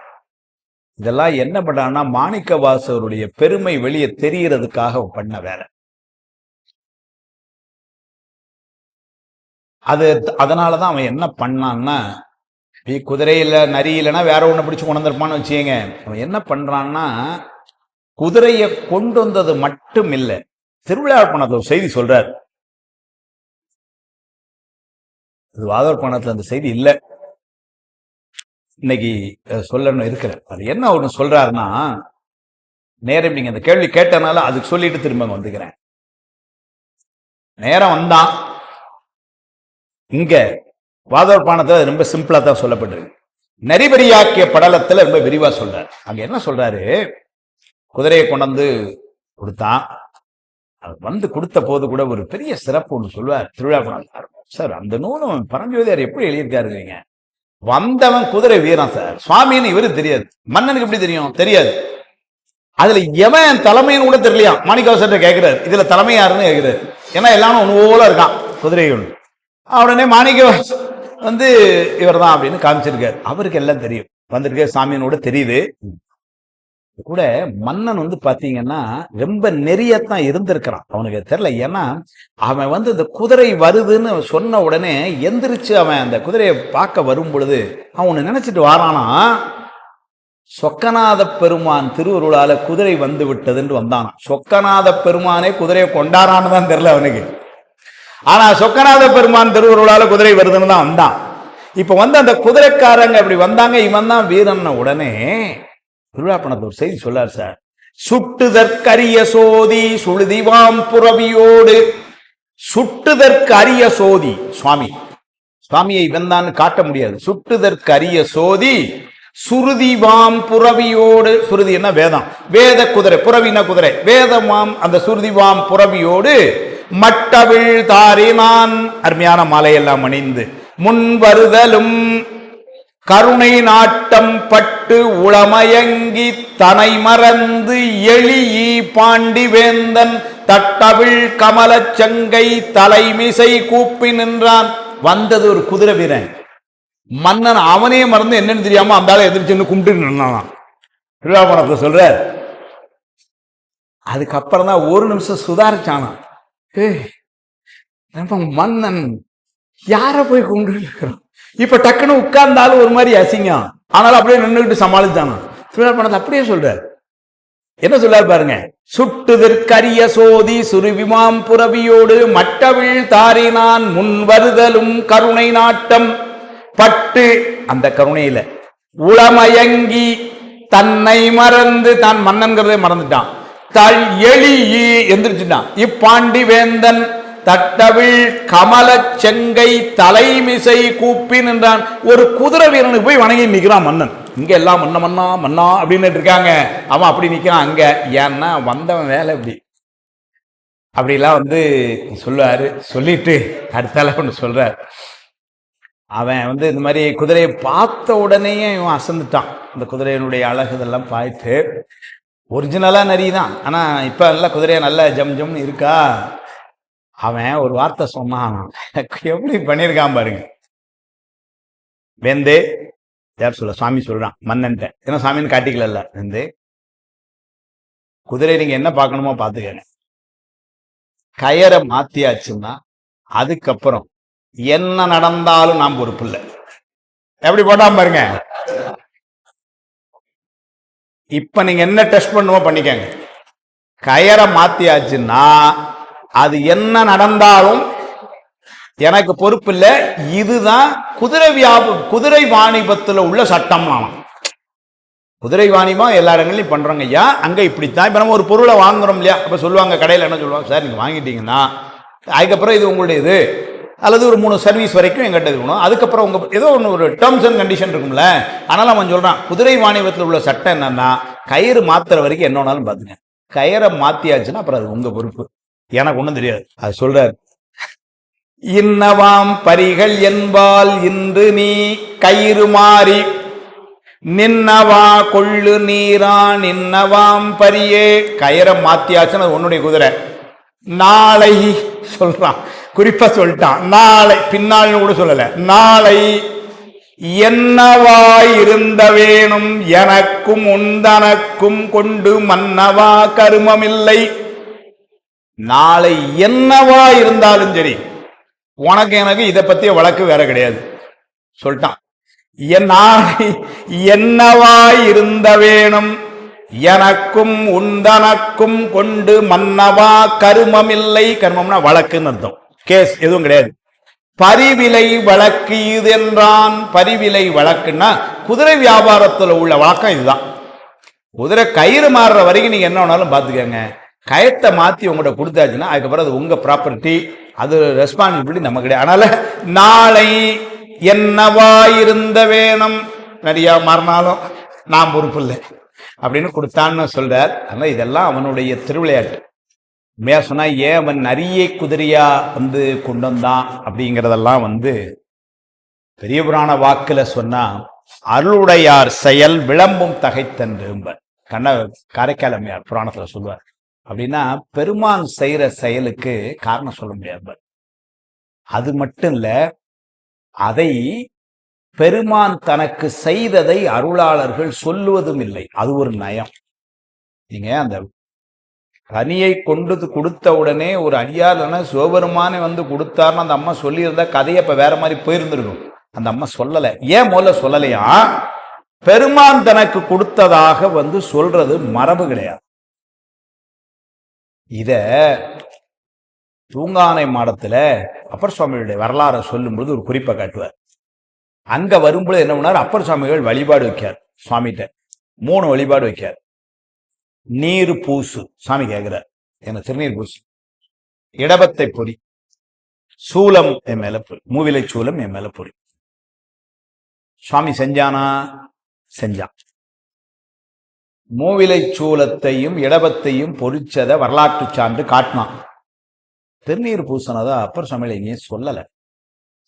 சுந்தரமூர்த்தி ஐயா சொல்றாரு, அருளையார் செயல் விளம்பும் தகைத்தன்று என்பதனால 3 கேட்டு அவன் 2 கொடுத்துன்னு கண்டிப்பா இருக்க மாட்டான். அவன் 3 கேட்டா 3 கொடுத்திருப்பான். அப்ப திருநீர் அவன் பூசியிருப்பான். ஆனா அப்பர் சுவாமிகள் சொல்லல. அப்பர் சுவாமிகள் சொல்லாததுனால சேக்கலார் சுவாமிகளும் சொல்லல. திருநீர் இந்த இடத்துல வச்சு பூசினார்னு சொல்லல. ஏன்னா அங்க திருவடி வச்சது அப்பர் சுவாமிகள் சொன்னார். நனைந்தனைய திருவடி என் மேல் வைத்தார் நல்லூர் எம்பெருமானார் நல்லவாரே அவரு சொல்லிட்டார். அதனால இவரு பின்னாடி நன்மை பெருக அருளறியே வந்தணைந்த நல்லூரில் மண்ணு திருத்தொண்டனார் வணங்கி மகிழ்ந்து எழும்பொழுதில் உன்னுடைய நினைப்பதனை முடிக்கின்றோம் என்று அவர்தம் சென்னிமிசை பாதமலர் சூட்டினான் சொல்லிட்டார். இங்க திருநீர் எனக்கு பூசனான்னு அவர் சொல்லல, அதனால இவரு சொல்லல அப்படின்னு சொல்லிட்டு சுந்தரமூர்த்தி ஐயா ஒரு நாள் நேரடியா என்கிட்ட பேசும்போது இந்த செய்தியை சொன்னேன்.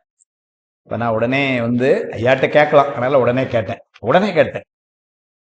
அப்போ இடபத்தையும் சூலத்தையும் பொறிச்சதையும் சொல்லியிருக்க கூடாதுல்ல, அத சொன்னார்ல அப்படின்னு கேட்டேன். ஐயா பாருங்க சார், அவர் லெஜெண்டுங்க, அவரு லெஜெண்ட். அவர் உடனே பதில் சொன்னார். என்ன சொன்னார் தெரியுமா? அது அவன் செய்யல, சிவகணங்களை கொண்டு செஞ்சான். அதனால சொன்னாரு திருநீர் அப்பர் சுவாமிகள் சிவகணத்தை விட்டு பூசியிருக்க மாட்டான், தாம் பூசியிருப்பான், அதனால சொல்லல. என்ன நயம் வரும் அங்கதான் சொல்லுவார். அதனால நிறைய ஏன் குதிரை ஆக்கினான் தெரியல, ஏதோ ஒரு காரணத்துல அவன் பண்ணியிருக்கிறான். அப்படித்தான் அமைப்பு சொல்லி இப்ப சொல்ல. அங்கு நின்றவர் சென்று, இப்ப குதிரையில அவர் வர வந்துட்டாரு, மதுரை பார்டருக்கு வந்தாச்சு, கிட்டத்தட்ட மேலூர் தாண்டியாச்சுன்னு வச்சுக்கோங்களேன், உள்ள நுழைகிறார். அங்கு நின்றவர் சென்று நிம்ப அலங்கலானை வணங்கியே எங்கனும் துகள் பொங்கி விம்ம விழுந்து பல்லிய மார்ப்பவே திங்கள் வெண்குடை மன்ன ஆரிய தேச வெம்பரி இன்று நம் துங்கவன் மதிலின் புறம்பு துவன்றி வந்தவென சொன்னார். ஊர்க்காரங்க அங்குள்ள செய்திகள் போய் மன்னருக்கு செய்தி போது அண்ணா மதுரை அவுட்டர்ல குதிரைகள் உள்ள வந்துகிட்டு இருக்கு. ஏன்னா அவனுக்கு அது ஒரு புதிய செய்தி. அதுக்கு 2 நாளைக்கு முன்னாடி தான் சொன்னாங்க. அங்கெல்லாம் போய் பார்த்துட்டு குதிரை இல்லைன்ட்டாங்க. இவர் அங்கிருந்து குதிரையோட கிளம்புன செய்தி எல்லாம் ஒன்றும் கிடையாது. ஆனா இப்போ இவர் மன்னருக்கு ஒரு செய்தி வருது. அங்கு நின்றவர், அந்த ஊர்ல எல்லையில இருந்தவங்க, நிம்ப அலங்கலானை, நிம்ப அலங்கலால்னா வேப்ப மாலை அணிந்த பெருமான். அலங்கல்னா மாலை, நிம்பம்னா வேப்ப மாலை, வேப்ப மாலை அணிந்த பெருமான், அதான் பாண்டிய மன்னன். நிம்ப அலங்கலானை வணங்கியே நேர போய் மன்னனுக்கு மன்னா வணக்கம்னு சொல்லி, எங்கனும் துகள் பொங்கி, அந்த குதிரை வர்ற இதுல எல்லா பக்கமும் துகள் மேல வரைக்கும் பறக்குது. அப்படி வருதான் குதிரை, ஏதோ சொக்குடின்னு நொண்டி குதிரை மாதிரி வரல, எல்லாம் வர்ற குதிரை எல்லாம் சும்மா. ஆனால எங்கனும் துகள் பொங்கி விம்ம எழுந்து பல்லியமார்ப்பவே, பல்லியம்னா பல்வேறு இசை கருவிகள் அதெல்லாம் பொருந்த. ஏன்னா சுவாமி வர்றதுனால அப்படிலாம் வந்திருக்கு பல்லியம். அது கூட பல்லியமார்ப்பவேன்னு சில பதிப்புகள், சில பதிப்புகள்ல காகலமார்ப்பவேன்னு இருக்கு. இந்த இடத்துல வார்த்தையே மாத்தி இருக்கு. காகளம் அப்படின்னா எக்காலம் முதலாகிய இசை கருவிகள் தான். 2 பொருள் ஒண்ணுதான். ஆனா சில பதிப்புகள்ல காகளம்னு இருக்கு, சில வேற்பிள்ளை பதிப்பெல்லாம் காகளம்னு தான் இருக்கு. ஆனா இது நம்ம இந்த பதிப்புல பல்லியம்னு இருக்கு, இருக்கட்டும். பல்லியமார்ப்பவே திங்கள் வெண்குடை மன்ன, நேரம் அந்த மன்னன் மன்னா ஆரிய தேச வெம்பரி என்று, ஆரிய தேசத்திலிருந்து குதிரைகள் என்று நம் துங்கவன் மதிலின் புறம்பு, நம்ம ஊருடைய எல்லைக்கு வந்து விட்டது. துவன்றி வந்தவென சொன்னார். நேர போய் மன்னன் சொல்ல, மன்னா ஊர் எல்லையில குதிரைகள் அருமையாக வந்து கொண்டிருக்கின்றன மதுரையை நோக்கி. அது செய்தி மன்னனுக்கு போயிடுச்சு. சொன்ன உடனே அவனுக்கு ரொம்ப மகிழ்ச்சி. அவன் உடனே பாருங்க, வாசியின் திரள் வந்த என்றலும் வாத ஊர் உரை ஐயர் மேல் நேசம் வைத்தவர் தம்மை முன்னர் அழைத்து நீழ்கலையானிதம் தாசில் வெம்பரிகான வம்மின் என்று ஓதி அங்கெழுந்த அடையலார் கூசு தன்படை சூழவே இறை கோயில் என்புறம் எய்தினான். வாசியின் திரள் வந்த என்றலும், வாசின குதிரை கூட்டங்கள் வருதுன்னு தெரிஞ்ச உடனே, வாசின குதிரை, வாசியின் திரள் கூட்டமா குதிரைகள், குதிரை கூட்டம் வந்து தெரிஞ்ச உடனே வாத ஊரையர், இப்ப என்ன பண்ணா உடனே வாத ஊரை கூப்பிடுங்கன்ட்டான். முந்தாள் நேற்று வரைக்கும் அவரை பிடிச்சி ரூபாயெல்லாம் வாங்கலாம், குதிரை வருதுன்னு டக்குன்னு கூப்பிடுவாத ஊர். என்ன வாத ஊர் ஐயர் மேல், ஐயர்னா தலைவன் அர்த்தம். வாத ஊரை இப்ப ரொம்ப உயர்வா மதிக்கிறான். நேசம் வைத்தவர், அவர் மேல அன்பு வச்சு, தம்மை அவரை முன்னே முதல்ல கூப்பிட்டு முன்னர் அழைத்து நீள்களையான் இதம் தாசில் அப்படின்னா அவருக்கு பெரிய மன்ன, இப்ப மந்திரி பதவி இல்ல, ஆள் எங்க இருக்கிறாரு, சிறையில் இருக்கிறாரு. ஆனாலும் இப்ப என்ன பண்ணா டக்குன்னு இப்படி கூப்பிட்டு மந்திரிக்குரிய அந்த உடைகள் எல்லாம் போட சொல்லி டக்குன்னு உடனே inducted into the cabinet as cabinet minister with immediate effect போட்டான். அப்படிதான் தெரியுது. இந்த பதவியை கொடுத்த மாதிரி தெரியல, ஆனா பதவிக்கு உரிய இதெல்லாம், ஏன்னா பதவி கொடுத்தான்னு டைரக்டா போடல. ஆனா எல்லாத்தையும் உடனே என்ன பண்ணிட்டான், அவர் கூட நகைகள் மாறி எல்லாத்தையும் உடனே நீங்க உடனே வாங்க, எல்லாம் போட்டுட்டு ரெடியாகுங்க, நம்ம போய் குதிரையை ரிசீவ் பண்ண வாங்க போவோம் அப்படின்ட்டான் சொல்றார். அப்படியே முன்னர் அழைத்து நீள்களையாம் நிதம் தாசில் வெம்பரி காண, வாங்க தாசில் வெம்பரி காண, தாசுனா குற்றம் அர்த்தம், தாசில் வெம்பரியினர் குற்றம் இல்லாத மன்னன் குதிரையை பார்க்கவே இல்லை. அதுக்கு முன்னாடி என்ன சொல்லிட்டான், குற்றமில்லாத குதிரையை பார்க்க போலான்ட்டான். ஏன்னா ஆவணி மூலத்தன்னைக்கு வரும்னு சொல்லி 2 நாளைக்கு முன்னாடி திருப்பெருந்துறையிலையும் அதுக்கு பகுதிகளிலும் எங்கேயுமே இல்லை என்று தன்னுடைய நம்பிக்கைக்குரிய தூதர்கள் சொல்லிய பின்னரும் குதிரைகள் இன்றைக்கு வருது அப்படின்னு சொன்னா அது குற்றமில்லாத குதிரைகளாக தான் இருக்கணும். அதனால என்ன சொன்னார் பாருங்க, தாசில் குற்றமில்லாத வெம்பரி காண வம்மின் என்றோதி, வாங்க பாதூரில் நீங்களும் வாங்க நம்ம போவோம் என்று அங்கு எழுந்து அடையலார் கூசு தன்படை சூழவே, கூசு தன்படை சூழவேனர், அவனுடைய எதிரிகளும் பயப்படக்கூடிய அளவிற்கு, கூசு என்ற அளவிற்கு உடைய அந்த படைகளோடு அந்த மன்னன் கோயில் இன்புறம் எய்தினான். கோயில்னா அரண்மனை, அரண்மனை விட்டு வெளியே வரான். அங்க வந்து இட குதிரையை பார்க்கறது வந்துட்டான். வண்டு படி அலங்கன் நெடு தடந்தோள் மாறன் மணிச்சிவிகை மீதேறி மதுரை மூதூர் கண்டிரு கண்களிக்கும் வகை ஆலவாயில் கடவுளிடம் பரிவரவு காண்பான் எண்ணி சென்று வெளிதனிற் போந்து பனி நீர் தோய்ந்த செங்கழு நீர் மதுமாலை சிறந்து தூங்கும் தண்டரள மணிப்பந்தர் நிழல் கீழம்பொருள் தவிசின் மிசை வீற்றிருந்தான் தானை சூழ. நேர அங்கிருந்து கிளம்பி அரண்மனை விட்டு வெளியே வந்து வண்டு படி அலங்கல் நெடுந்தோன், அலங்கல்னா மாலை, வண்டுகள் சூழ்ந்திருக்கக்கூடிய வண்டுகள் மொய்க்கின்ற மாலையினர் அப்படின்னா அன்றைக்கு உள்ள பூ தேனோடு இருக்க போ, அதனால வண்டு இருக்குது. அதனால அப்படி ஒரு இதுல வண்டு படி அலங்கன் எடு தடந்தோள் மாறன், மாறன்னா பாண்டிய மண்ணு, மணிச்சிவிகை மீதேறி, இப்போ உள்ள காலம்னா உடனே பென்சில ஏறின்னு வந்திருக்கணும். அப்போ வந்து அவரு மணிச்சிவிகை மீதேறி மதுரை மூதூர் கண் திருகண் கழிக்கும் வகையால், கண்ணுக்கு குளிர்ச்சி தரக்கூடிய அந்த குதிரைகள் வரப்போகுது. என்னன்னா மனசுல மகிழ்ச்சி, அதனால அவனுக்கு பெரிய சந்தோஷம், குதிரை வரப்போகுது பார்க்க போறோன்னு கழிக்கும் வகை. அங்கனதான் ஒரு வார்த்தை போட்டேன்.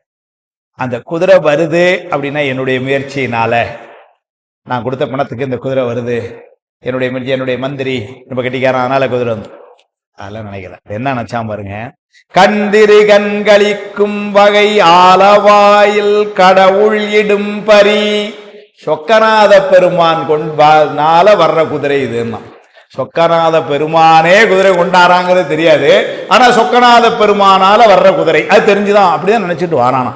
ஆனால் ஆலவாயில் கடவுள் இடும் பரி வரவு காண்பான் எண்ணி அதை பார்க்கணும்னு நினைச்சு சென்று வெளிதனில் போந்து வெளியே வந்து பனி நீர் தோய்ந்த செங்கழு நீர் மதுமாலை சிறந்து தூங்கும் தண்டரள மணிப்பந்தர். அடேப்பா, பனி நீர் தோய்ந்த செங்கழு நீர் மதுமாலை தேன் பொருந்திய செங்கழு நீர், வந்து பனி நீர் தோய்ந்தன குளிர்ந்த பூக்கள் அப்படின்னா காலையில பறிச்சு அந்த பூக்கள்லாம் தொங்குகின்ற தங்கத்தினாலும் முத்துக்களாலும் வேயப்பட்ட பந்தலா தந்தரள மணிப்பந்தர்னர்.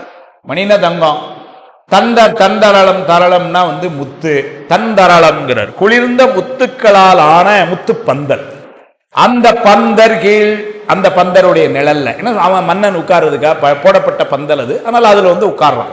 நிழல் கீழ் அம்பொல் தவிசின் மிசை, தவிசுன்னா உட்கார்ற ஆசனம், அது எப்படி இருக்குன்னாரு பொற்தவிசின் மிசை, பொன்னாலான சீட்டு அவருடைய சீட்டு. அதனால மிசை வீற்றிருந்தான் தானை சூழ, தன்னுடைய படையெல்லாம் சுத்தி நிக்க அங்க வந்து மன்னன் குதிரையை பார்க்கறக்கா வந்து உட்கார்றான்.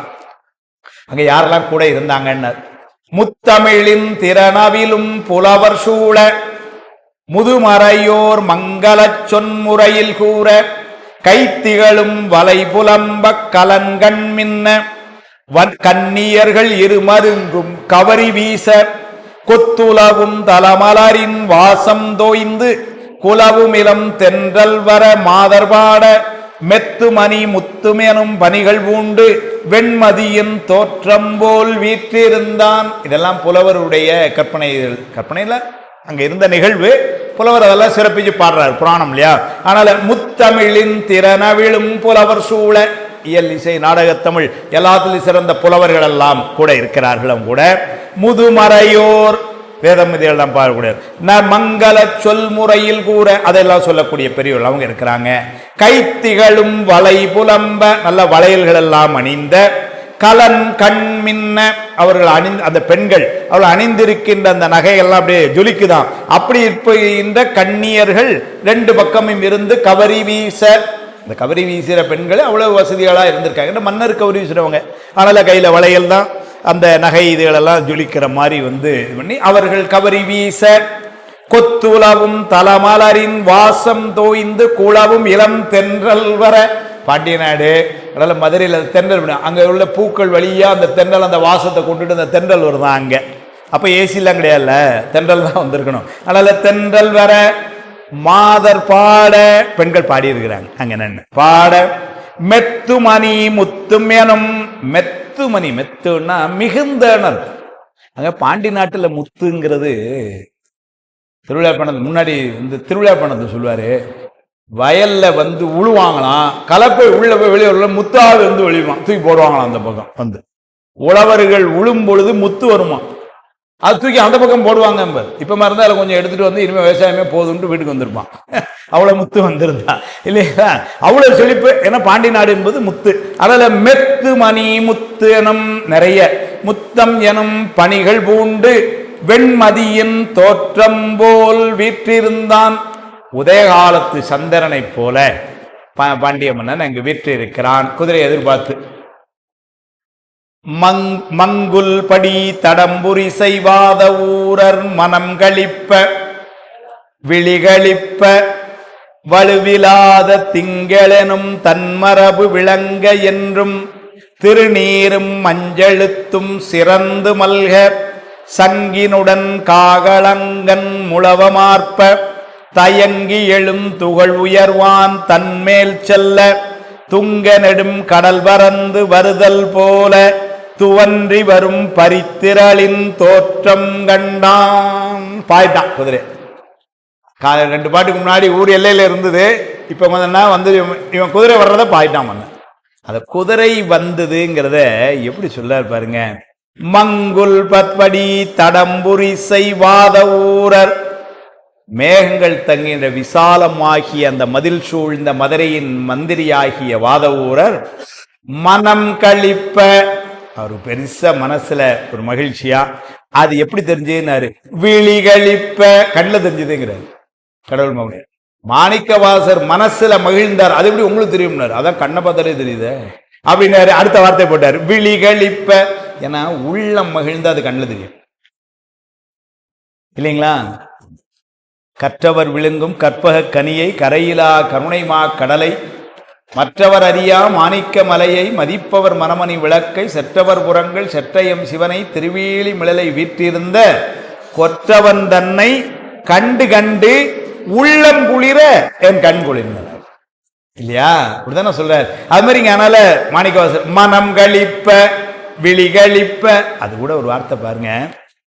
அந்த மனம் எவ்வளவு மகிழ்ச்சியில இருந்ததோ அந்த மகிழ்ச்சி அப்படியே கண்ணில் தெரிஞ்சதுங்கிறதுக்காகத்தான் புலவர்கள் என்ன பண்ண, மனம் கழிப்பன் ஒரு வார்த்தை போட்டுட்டு விழி அதே வார்த்தை போட்டார் கழிப்பன். வேற ஒரு வார்த்தை போட்டிருந்தா கூட இல்ல சார் சில கழிப்பு தான் இருந்தாலும் ஒரு ஓரத்துல 2 நாளைக்கு முன்னாடியே கொண்டிருக்கலாம், இந்த ஆள் நம்மளை படுத்தி எடுத்து இன்னைக்கு கொண்டாடான், சரி சரி இன்னைக்காவது கொண்டாதானே அப்படின்னு சிரிச்சார் அப்படின்னு ஆயிரும்.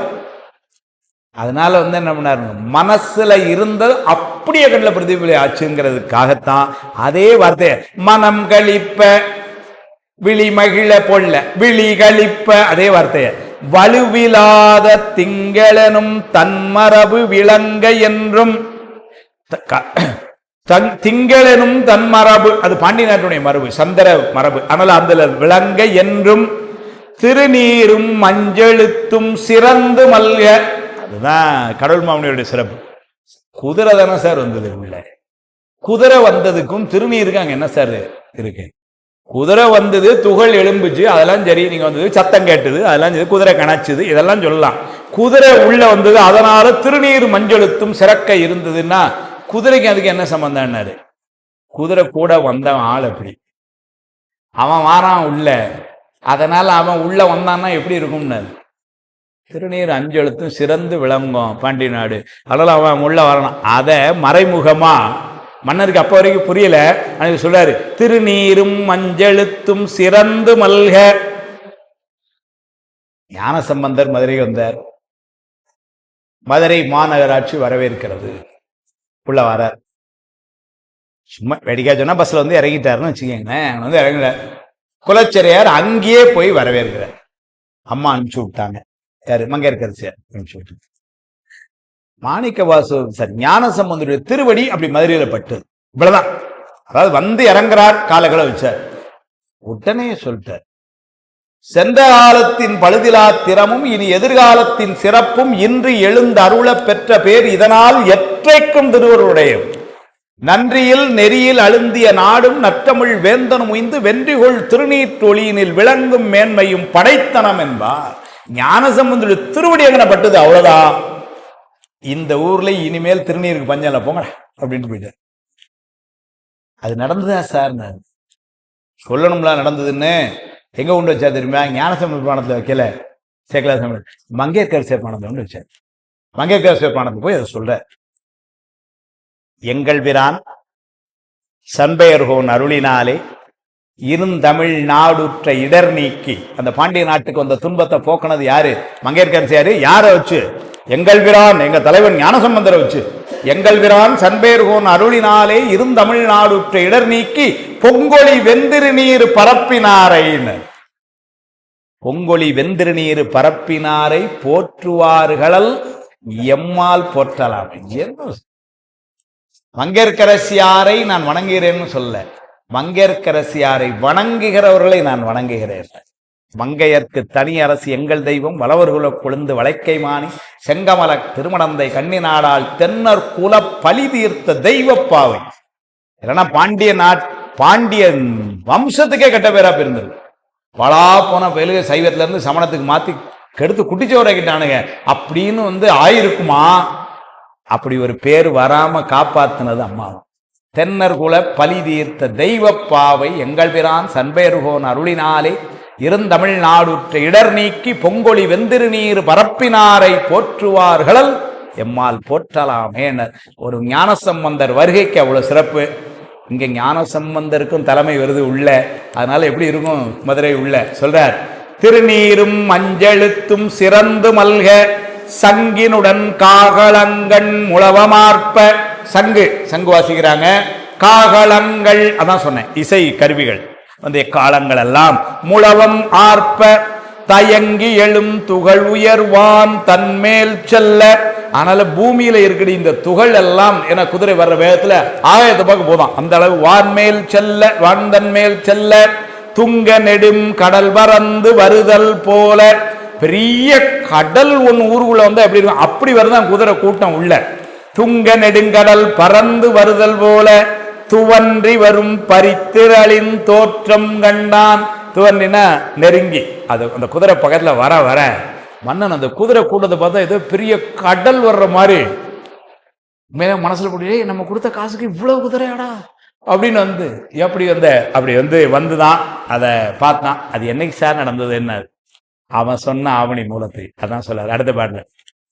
அங்கிளர் மதுரையம்பதியில் ஆவணி திங்களில் மூல நாள் செறிதினத்தினில் எங்கனும் நீரும் அஞ்செழுத்தும் ஓங்கிட சங்கரன் இடும்பரி சமூகம் வந்ததால். அந்த ஆவணி மூலம் என்கின்ற அந்த சிறந்த நாளிலே குதிரை வந்தது, மன்னன் மகிழ்ந்தான். அதை சொல்லல, என்ன சொன்னார் பாருங்க. அந்த சிறந்த நாளிலே எங்கனும் திருநீரும் அஞ்செழுத்தும் ஓங்கிட. மதுரையில குதிரை வந்ததுன்னு சொல்ல, திருநீர் அஞ்செழுத்து எல்லா பக்கமும் சிறந்தது. என்ன சங்கரன் இடும்பரி சமூகம். சுவாமி குதிரை கூட்டத்தோட உள்ள வந்தான். சுவாமி உள்ள வந்தான்னா அந்த இடம் எப்படி இருக்கும் ஆனால அங்க எப்படி இருந்ததுன்னாரு. எங்கனும் திருநீரும் மஞ்செழுத்தும் ஓங்கிட அப்படின்னா என்ன அர்த்தம்? ஏற்கனவே இருந்தது, இப்போ ஓங்கிடன்னு அர்த்தம். இல்லாம இருந்தது, ஞானசம்பந்தர் இதுல இல்லாம இருந்தது, உள்ள வந்தது. இங்க இருந்தது, ஓங்கியது. வார்த்தை எப்படி போட்டான்னு பாருங்க சார். எங்கனும் திருநீரும் மஞ்செழுத்தும் விளங்கிட சொல்லல, எங்கனும் ஓங்கிட. அப்ப ஏற்கனவே இவர் மன்னர் வரும்போது என்ன பண்ணாரு?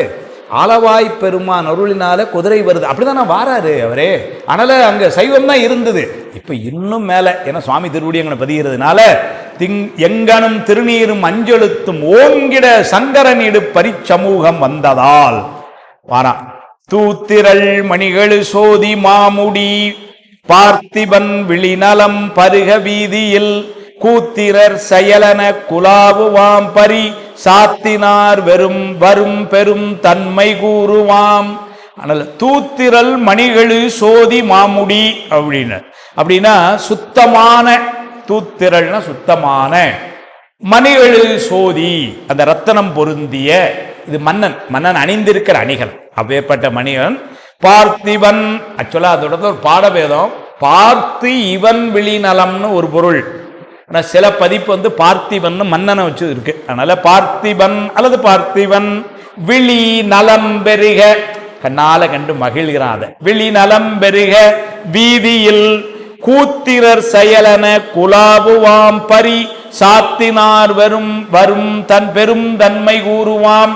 அங்க வந்து இந்த கூத்தாடிகள்லாம் இது பண்ணி எப்படி ஒரு கூத்து நடக்குன்னு சொல்ல முடியா, அது மாதிரி இந்த குதிரை கூட்டம் உள்ள வருது. அதை பற்றி நான் இப்ப சொல்றேன் அப்படின்னு சொல்றேன்.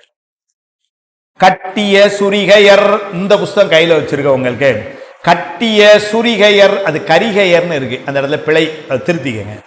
கட்டிய சுரிகையர் கவின்கொள் வாளினர் பொட்டணி நுதலினர் பொலன்சை மேனியர் பட்டுடை மருங்கினர் பவள நீழ்வடம் விட்டொளி விளங்கிய வியன்கொள் மார்பினர். கூட அந்த ஊர்ல இருந்தவங்க, குதிரை வேடிக்கை பார்த்தவங்க, சுத்தி இருந்தவங்க, அவங்கள ஏன்னா குதிரை வந்தாச்சு, இப்ப மதுரைக்குள்ள குதிரை வந்தாச்சு, அரண்மனை நோக்கி வருது. அவங்க எல்லாரும் மக்கள்லாம் வேடிக்கை பார்த்து ரொம்ப, ஏன்னா இதுவரைக்கும் இப்படி ஒரு குதிரை பார்த்ததில்லை, இவ்வளவு பெரிய கூட்டத்தை பார்த்ததில்லை, சுவாமின்னு தெரியல. ஆனா சுவாமி வந்ததுனால அவங்க எல்லாரும் அதை வியந்து பார்த்து கொண்டிருக்கிறார்கள். அது சொல்றாரு யாரெல்லாம். கட்டிய சுரிகையர். கட்டிய சுரிகையர்னா அவங்க கூட வந்த ஆட்கள். இவங்கெல்லாம் யாருன்னாரு, சுரிகை அப்படின்னா உடை வாழ், அதை கட்டிய அறையில வாழ் கட்டி வச்சிருக்கிறாங்க, அவங்க கூட வந்தவங்க எல்லாம் கூட. கவின்கொள் வாளினர், அழகிய வாழ்படையை உடையவர் கவின்கொள். பொட்டணி நுதலினர், நெற்றியில பொட்டு வச்சிருக்கிறாங்க. பொலன்சை மேனியர், பொலன்சை மேனா பொன் போல மேனி அப்படின்னு, ஏன்னா வானவர்கள்ல வந்தவங்கலாம். அதனால சுவாமி அவங்க இந்த உலகத்தில் இருக்கும் மாதிரி அவங்க ரொம்ப அழகா இருக்காங்க. அதனால பொலன்சை மேனியர் பட்டுடை மருங்கினர், எல்லாம் வந்து பட்டு விலை உயர்ந்து பட்டுதான், வானவர்கள் இருந்து அது எப்படி இருக்கும். பட்டுடை மருங்கினர் பவள நீழ்வடம், பவளத்தினால் ஆன நீண்ட மாலை, பவள நீழ்வடம் விட்டொளி விளங்கிய வியன்கொள் மார்பினர், அந்த பவள மாலைகள் ஜொலிக்கின்ற நல்ல திரண்ட தோள்களை உடைய அவர்கள் வருகிறார்கள். புன்மயில் பீலியர் புலியின் தோலினர் பின்மலர் பாசிலை பிணைத்த குஞ்சியர் வன்மொழி குரலினர் வயங்கு தூணியர் விண்மலிகரத்தினர் வெறித்த பார்வையர். புன்மயிர் பீலியர் அப்படின்னா லேசா இருக்கக்கூடிய, புன்மயிர்னா ரொம்ப லேசா இருக்க முடியும், அல்லது சொல்ல மயில் தோகை அது எப்படி இருக்கும்னா ரொம்ப லேசா இருக்கும். அதனால புன்மயில் பீலியர் புலியின் தோலினர், புலித்தோலை சட்டையாத்து போட்டு வந்திருக்கிறாங்க. அவங்களுக்கெல்லாம் சட்டை இங்க திருப்பூர்ல எடுக்கல, மேல இருந்து எடுத்துட்டு வந்திருக்கு. அதனால எல்லாம் எல்லாம் எப்படி இருக்குன்னா புலித்தோல்ல சட்டை போட்டு வந்திருக்கு. புலியின் தோலினர் பின் மலர் பாசிலை பிணைத்த குஞ்சியர். பாசிலை பிணைத்தன்னா இலையும் பூமா சேர்த்து வச்சு கெட்டினத, குஞ்சியர்னா குடுமியில அதுல வச்சிருக்கிறாங்களாம். ஏன்னா அன்னைக்கு கால எதை வச்சிருப்பாங்க, நான் முன்னமே சொன்னேன், துரியோதன செய்தி சொல்லும்போது சொன்னேன், எதை வச்சிருப்பாங்கன்னா அன்றைக்கு காலையில சுவாமிக்கு பூஜை பண்ண நிர்மாலயம், அதுக்கு புகழ்பெற்ற 10 என்று சொல்லக்கூடிய இலைகள், அதுல உடைய வில்வம், அதுல வச்ச வந்து பூ, அதைத்தான் வந்து என்ன பண்ணிருக்காங்க, எடுத்து குடுமியில முடிஞ்சிருக்கு. வந்து தேவர்கள் அப்படித்தான் வாராங்க. அதைத்தான் சொல்றார். பின் மலர், மலர்னா இது பூ, பாசிலை இலை பச்சளைகள் வந்து இதுல வைக்கக்கூடிய நம்ம பத்ததின்னு சொல்ல முடியாது. அதனால பின்மலர் பாசிலை பிணைத்த ரெண்டையும் ஒன்னா சேர்த்து எல்லாம் குடுமியில அப்படி வச்சிருக்கு. குஞ்சின்னா குடுமி, குஞ்சியர் அப்படி வச்ச குஞ்சு. வன்மொழி குரலினர், அவங்க பேசுறதெல்லாம் ரொம்ப உரத்த சொல்ல உடையவர்கள். ஏன்னா அவங்களுக்கு இந்த ஊர் பழக்கம் இல்லை. இப்போ நம்மளே நீங்கள் பார்த்தீங்கன்னா ஒரு 6 மாதத்துக்கு முன்னாடி எனக்கு அனுபவம், ஜெர்மனியில் போயிருக்கும்போது பார்த்தீங்கன்னா நம்ம சாதாரணமாக பேசினாலே அங்கே வரைக்கும் சத்தங்க. ஏன்னா அந்த ஊர்லலாம் அவ்வளோ அமைதியாக இருக்காங்க. என் பொண்ணு எப்போ அப்படிங்க பேசக்கூட கூடாது அவங்க ஊரில், என்னவா விளவு மோசமாக இருக்குது உங்கள் ஊர். ட்ரெயினில் போகிறோம் சார், ட்ரெயினில் போகிறோம், நானும் பொண்ணு உட்காந்துருக்கேன், எதிர்த்தால 2 பேர் உட்காந்துருக்காங்க, அப்படின்னு பேசிட்டு இருக்காங்க. அவன் பேசுறது அவளுக்கு கேட்க, அவன் பேசுறது அவனுக்கு கேட்கான்னு தெரியல. நம்ம மாப்பிளாடே இங்க வாடா அப்படின்னு இருக்கோம் ட்ரெயின்ல, சத்தமே இல்லை. அவங்களுடைய பழக்கம் பார்த்தீங்கன்னா சின்ன பிள்ளைகள் இவ்வளவு சத்தம் பேச மாட்டேங்க. ஒரு பிள்ளை கூட ட்ரெயின்ல அழமாட்டேங்க, பழக்கமே அப்படி பழக்கிறான். நமக்கு எப்படி ஏறணும்னு எம்மான்னு அழ ஆரம்பிக்கும் பாருங்க, வந்து இறங்குற வரைக்கும் அழும் இல்லைங்களா, அப்படின்னு இருக்கு சத்தமே இல்லாம. அப்ப என்ன சொல்றேன்னா, அங்க இருக்கிற சத்தம் வேறமா இருக்கு, இங்க இருக்கு. ஒரு உலகத்திலே இப்படி இவங்கெல்லாம் வான உலகத்துல இருந்து வந்தது. அதுகளுக்கு சத்தம் வந்து, அதனால அவங்களுக்கு இங்க அவங்க அவங்க பேசுறது நம்ம பேசுறதோட சத்தமா இருக்க மாதிரி இருக்காங்க. ஏன்னா ஆற்றலுடைய வன்மொழி குரலினர் வயங்கு தூணியர் அப்படின்னா நல்ல பிரகாசிக்கின்ற துணி அதெல்லாம் போட்டிருக்கிறாங்க. துணியர் பின்மலி கரத்தினர் வெறித்த பார்வையர். வெறித்த பார்வையர்னர் ஏன்னா அவங்களுக்கு புதுசு இந்த ஊரு. மதுரைக்கு இப்பதான் அவங்க சுவாமி புண்ணியத்துல வர்றது நரி மேல உட்காந்துருக்கோம் தெரியாது. இருந்தாலும் குதிரையை நினைச்சுக்கிட்டு எல்லா பேரோடும் நரி மேலே வந்து அது உடஞ்சான் சாமி. ஆனா எல்லாத்தையும் குதிரையை மாத்தி இருக்காது. ஆனா அவங்களுக்கு தெரியும் வந்து இருந்தாலும் சாமி கூட போறோன்னு ஒரு பெருமை இல்லை சார். அவன் கூப்பிட்டு வந்திருக்கிறோம். எவ்வளவோ 30 கோடி தேவர்கள் இருக்காங்க. அதுல நம்மளதான் செலக்ட் பண்ணி கூப்பிட்டுருக்காங்கன்னா அது எவ்வளவு பெரிய பெருமை. நாளைக்கு வரலாறுல நம்ம பேர் வருவேன். பாண்டிய நாட்டுக்கு குதிரை கொண்டு இவன்லாம் சார் இவரெல்லாம் குதிரையில போன ஆளு அங்க அப்படின்லாம் சொல்லுவாங்க நம்மள. அதனால அவங்க எல்லாம் ஆனா இங்க வந்து பாக்குறாங்க இவங்க பேசுறது இவங்க பார்த்தா அவங்களுக்கு வித்தியாசமா இருக்கு. அதனால வெறித்த பார்வையர் என்ன இந்த ஊர்ல எப்படி இருக்கிறாங்க. அப்பா என்ன ரேஷன் கடையா அதுல எவ்வளவு பெரிய கூட்டம். ரேஷன் கடைன்னா என்னங்கிறான். அவனுக்கு என்ன தெரியும் ரேஷன் கடை என்ன வந்து இல்லைங்களா. அதனால அங்க அவனுக்கு தெரியாது. இங்க ஒரு நாள் சீனி இருந்தா இன்னொரு நாள் பருப்பு இருக்காது, பருப்பு இருந்தா என்ன இருக்காதுன்னு அவனுக்கு தெரியாது. அதனால அவன் பாக்குறான் why such a long queue அப்படின்னு இருக்கான் வந்து. அதனால வெறித்த பார்வையர் அப்படி அடுத்தால சொல்ற பொன்னியல் குளையினர் பொலன்சை மாலையர் பன்னிர சாத்தினர் பனைத்த தோழினர். அது பனித்தன்னு ஸ்பெல்லிங் தப்பா இருக்கு. பனைத்த தோழினர் சென்னையில் கதிர்மணி இலங்கு சேடனை பின்னி விட்டுளதென பிணைத்த குஞ்சியர். பொன்னியல் குளையினர் அப்படின்னா நல்ல பொன் போன்ற குணங்களை உடையவர்கள். குலைவு ரொம்ப குலைவு அவங்க யாருடைய சண்டை போட போறதில்ல. தேவர்கள் எப்படி இருப்பாங்க நல்ல பொன் போல குடையினர். பொலன்சை மாலையர். பொலன்னா பொன்னால் ஆன நிறத்தினுடைய மாலைகள், கொன்றை மாலை அந்த மாதிரி பொன் போல நிறத்தினுடைய மாலை அணிந்தவர்கள். பல்நிற சாத்தினர் பலவிதமான சாந்து அதெல்லாம் அணிந்திருக்கிறார்கள். அவர் அழகு சாதனங்கள். பனைத்த தோழினர் அப்படின்னா ரொம்ப ஸ்ட்ராங்கானவங்க. பனைத்த தோழினர் சென்னியில் கதிர்மணி இலங்கு சேடனை. சென்னியில் கதிர்மணியினர் சுடர்விட்டு பிரகாசிக்கின்ற தங்கம் எல்லாம் அதெல்லாம் அவங்களுடைய கிரீடம். அதுல வந்து வைரங்கள் அப்படி ஜொலிக்குமா எப்பவும் தேவர்களுடைய அவங்களுடைய இதுவே அப்படித்தான் இருக்கிறதே அப்படித்தான். அதுதான் திருவம்பாவையில சொல்றாரு சுவாமி திருமுன்னர் வரும் பொழுது அதுவெல்லாம் வந்து அதனுடைய ஒளியை இழந்ததுன்னர். அப்படின்னா சுவாமி திருவடியில் இருக்க ஒளி அதுக்கு மேல. அண்ணாமலையான் அடிக்கமலம் சென்று இறைஞ்சும் விண்ணோர் முடியில் மணித்தொகை வீறு அற்றார்கள் அப்படின்னா அந்த கிரீடத்துல இருக்கிற ஒளி இல்ல சுவாமி திருவடி முன்னாடி ஒண்ணும் இல்லாம ஆயிடுச்சு அப்படின்னு அது சுவாமியை பெருமைப்படுத்துருக்கு. ஆனா அவங்களுக்கு உண்மையிலே எப்படி இருக்குன்னா அந்த மாதிரி ரொம்ப பெருமையா வந்து இது பண்ணக்கூடிய நல்ல ஒளி வீசுகின்ற எல்லாம் வைரம் அந்த மாதிரி ஒளி வீசுற கற்கள். அடல சென்னியில் கதிர்மணி இலங்கு சேடனை பின்னி விட்டுளதன பிணைத்த குஞ்சியர். பின்னி விட்டுளதன இந்த கிரீடம் இதுகள்லாம் எல்லாம் சேர்த்து அந்த குஞ்சின்னா இது அவனுடைய குடுமி.